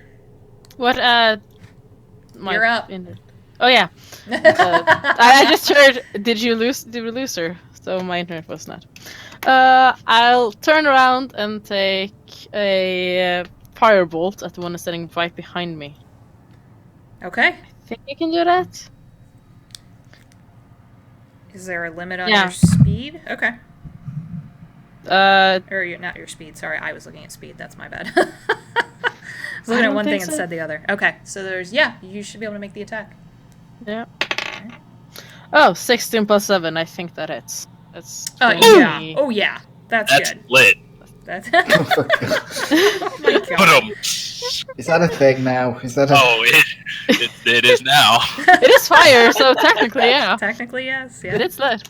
Ulrin is hip with the lingo. Okay. Of course he is. 7 points fire damage. Okay. You reach out with Firebolt, and it singes a little bit of the Wraith. Doesn't do as much as you would have hoped. Oh. And would I felt that some life drained from me. Would I know if a healing potion would fix that, or if that's something a greater restoration would needed? Based on I won't make you roll. Based on your knowledge, healing potion isn't going to cut it. Healing potion isn't going to cut it. A rest. No. Yeah. Yeah. Then I'll just stand there and yeah. Okay. All right. Hazel, what are you going to do? Okay, first I need to get out of melee, so I'll risk an attack of opportunity and move over here. Okay, it's going to swipe at you with a claw. Yeah. Nope, that's a 9. Nice. Okay. And then I'm going to shoot at it with my crossbow. The bolt is silver. I don't think that matters here, but... your DM's going to tell you it does matter. Oh, it does? Cool. It does. Yeah, I would have used it anyway because I don't have any other bolts. And, alright. That's a 24 to hit. Yep. And, sorry, 1 second. Did it? No, that's the wrong dice. That's the right one. Nah, that's 7 piercing. Okay. It is vulnerable to silver, so that's 14. Nice. Nice. All right. And that's the end of my turn. Okay. All right. So, Neuraxis, what would you like to do? Yep. Let's see if I go. I'll just run straight to there. And Advantage, he is flanked. Yep. Big magic demon sword. Because Pact of the Blade now. 21. Yeah. Oh yeah, that hits. Does 14. Oof. All right. It has lost a good chunk of the wisp that makes up this wraith as Neuraxis carves into it. That was a good hit. And I will bonus action second wind. It's just a D10 plus 1 healing. Okay. All right. And back to the top of the order. Sorry, I'm trying to math here. There we go. Okay. I had a question about the jar thing. As I move towards them, did it vibrate more, or it's just constantly? It's just constant shaking. Okay. Yeah. It doesn't seem to have let up since the wraiths appeared, and it's also not. It's not like it's trying to jump out of your hand. It's agitated, for lack of a better word. Okay. Yeah. All right. So back to the top of the turn. This wraith is going to try to swipe at Ulrin. Actually, I need you to make a Constitution saving throw. Alrighty. It's not swiping. I meant something else. Sorry.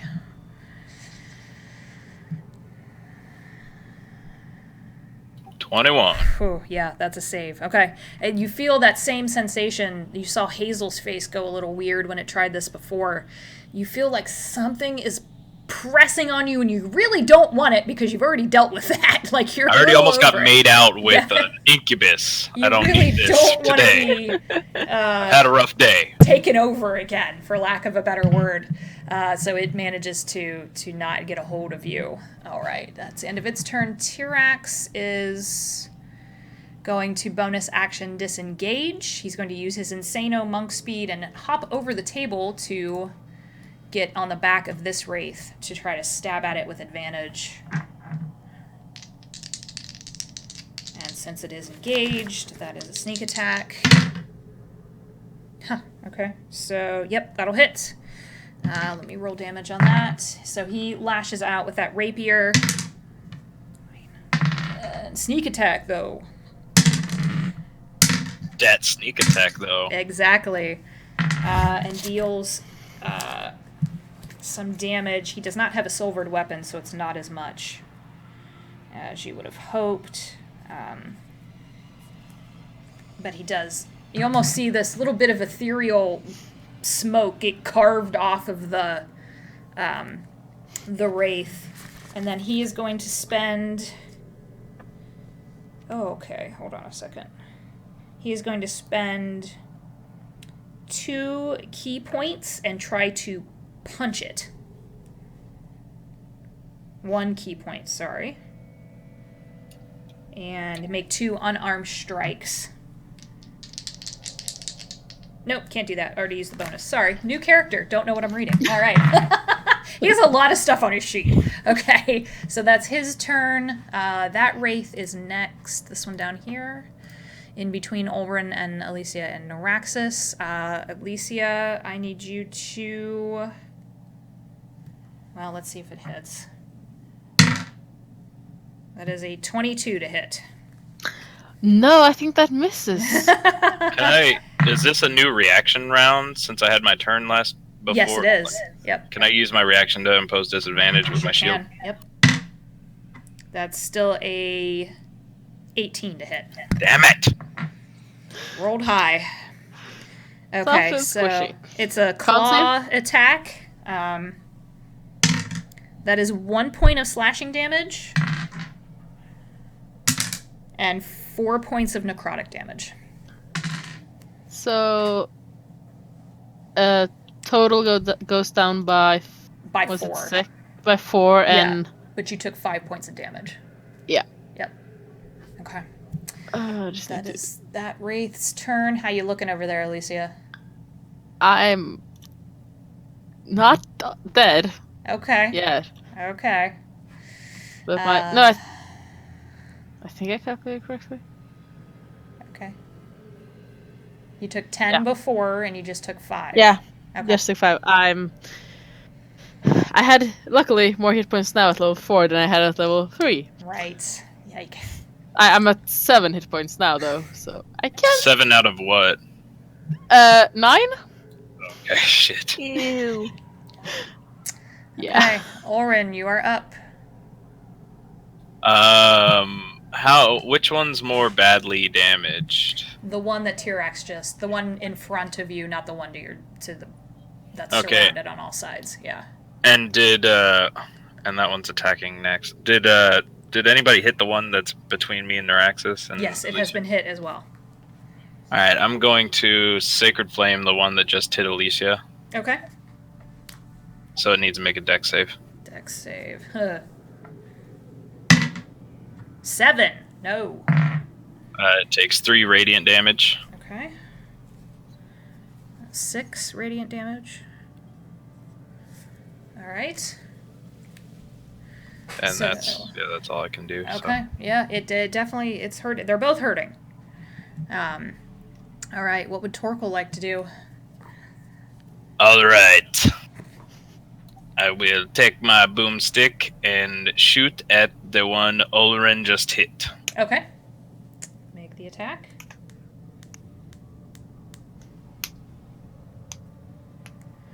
Nine. Nope. Its AC is not high, but that ain't gonna do it. All right.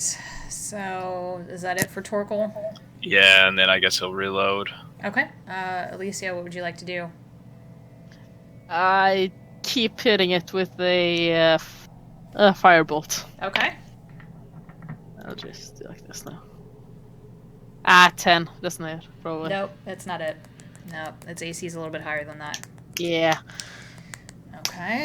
If I take one step back, would I risk an attack of opportunity? Yes, you would. Then I'm not taking a step back. Okay. Remember, you can always, it takes your action, but you can always disengage. Yeah, but it would take an action and I can I attack. know. So. I know. Nah. Alright, so Hazel. I'm going to shoot it, the one with T-Rex again, with my crossbow. Okay. 23 to hit. Oh, yeah. And, oh, nice. 12 points of damage. It disappears in a burst of cold air and a moan, and it is gone. Nice. And it's Disappeared my turn. from the field. Okay. One down. Wait, sorry. I'll just, I'll move over here. Okay. One down. Neuraxis, what would you like to do? I will take a swing at it with my sword, but I'm going to Okay. amulet that makes me roll a 10, so I roll that hit. Oh, all right. So what's the total with your attack? It would be it would be 15 to hit. Yep, that'll hit. Cool. Yeah. There you go. So, re-roll that too. Great. So, I don't know whether that goes down or Goes down. Goes to yeah, 8. you must use the new roll. Yeah, so that's Yeah. 8. Yep. Yeah. All right. So okay, it has some life. It has some hit points left, but not many. Neuraxis takes another chunk out of this wraith. It's extremely disturbing to see this thing up close. It is nothing but basically smoke and mist and bright glowing red eyes. Oh, goody. And all of you, the room is so cold. The room is so cold you can see your breath. That wraith is going to...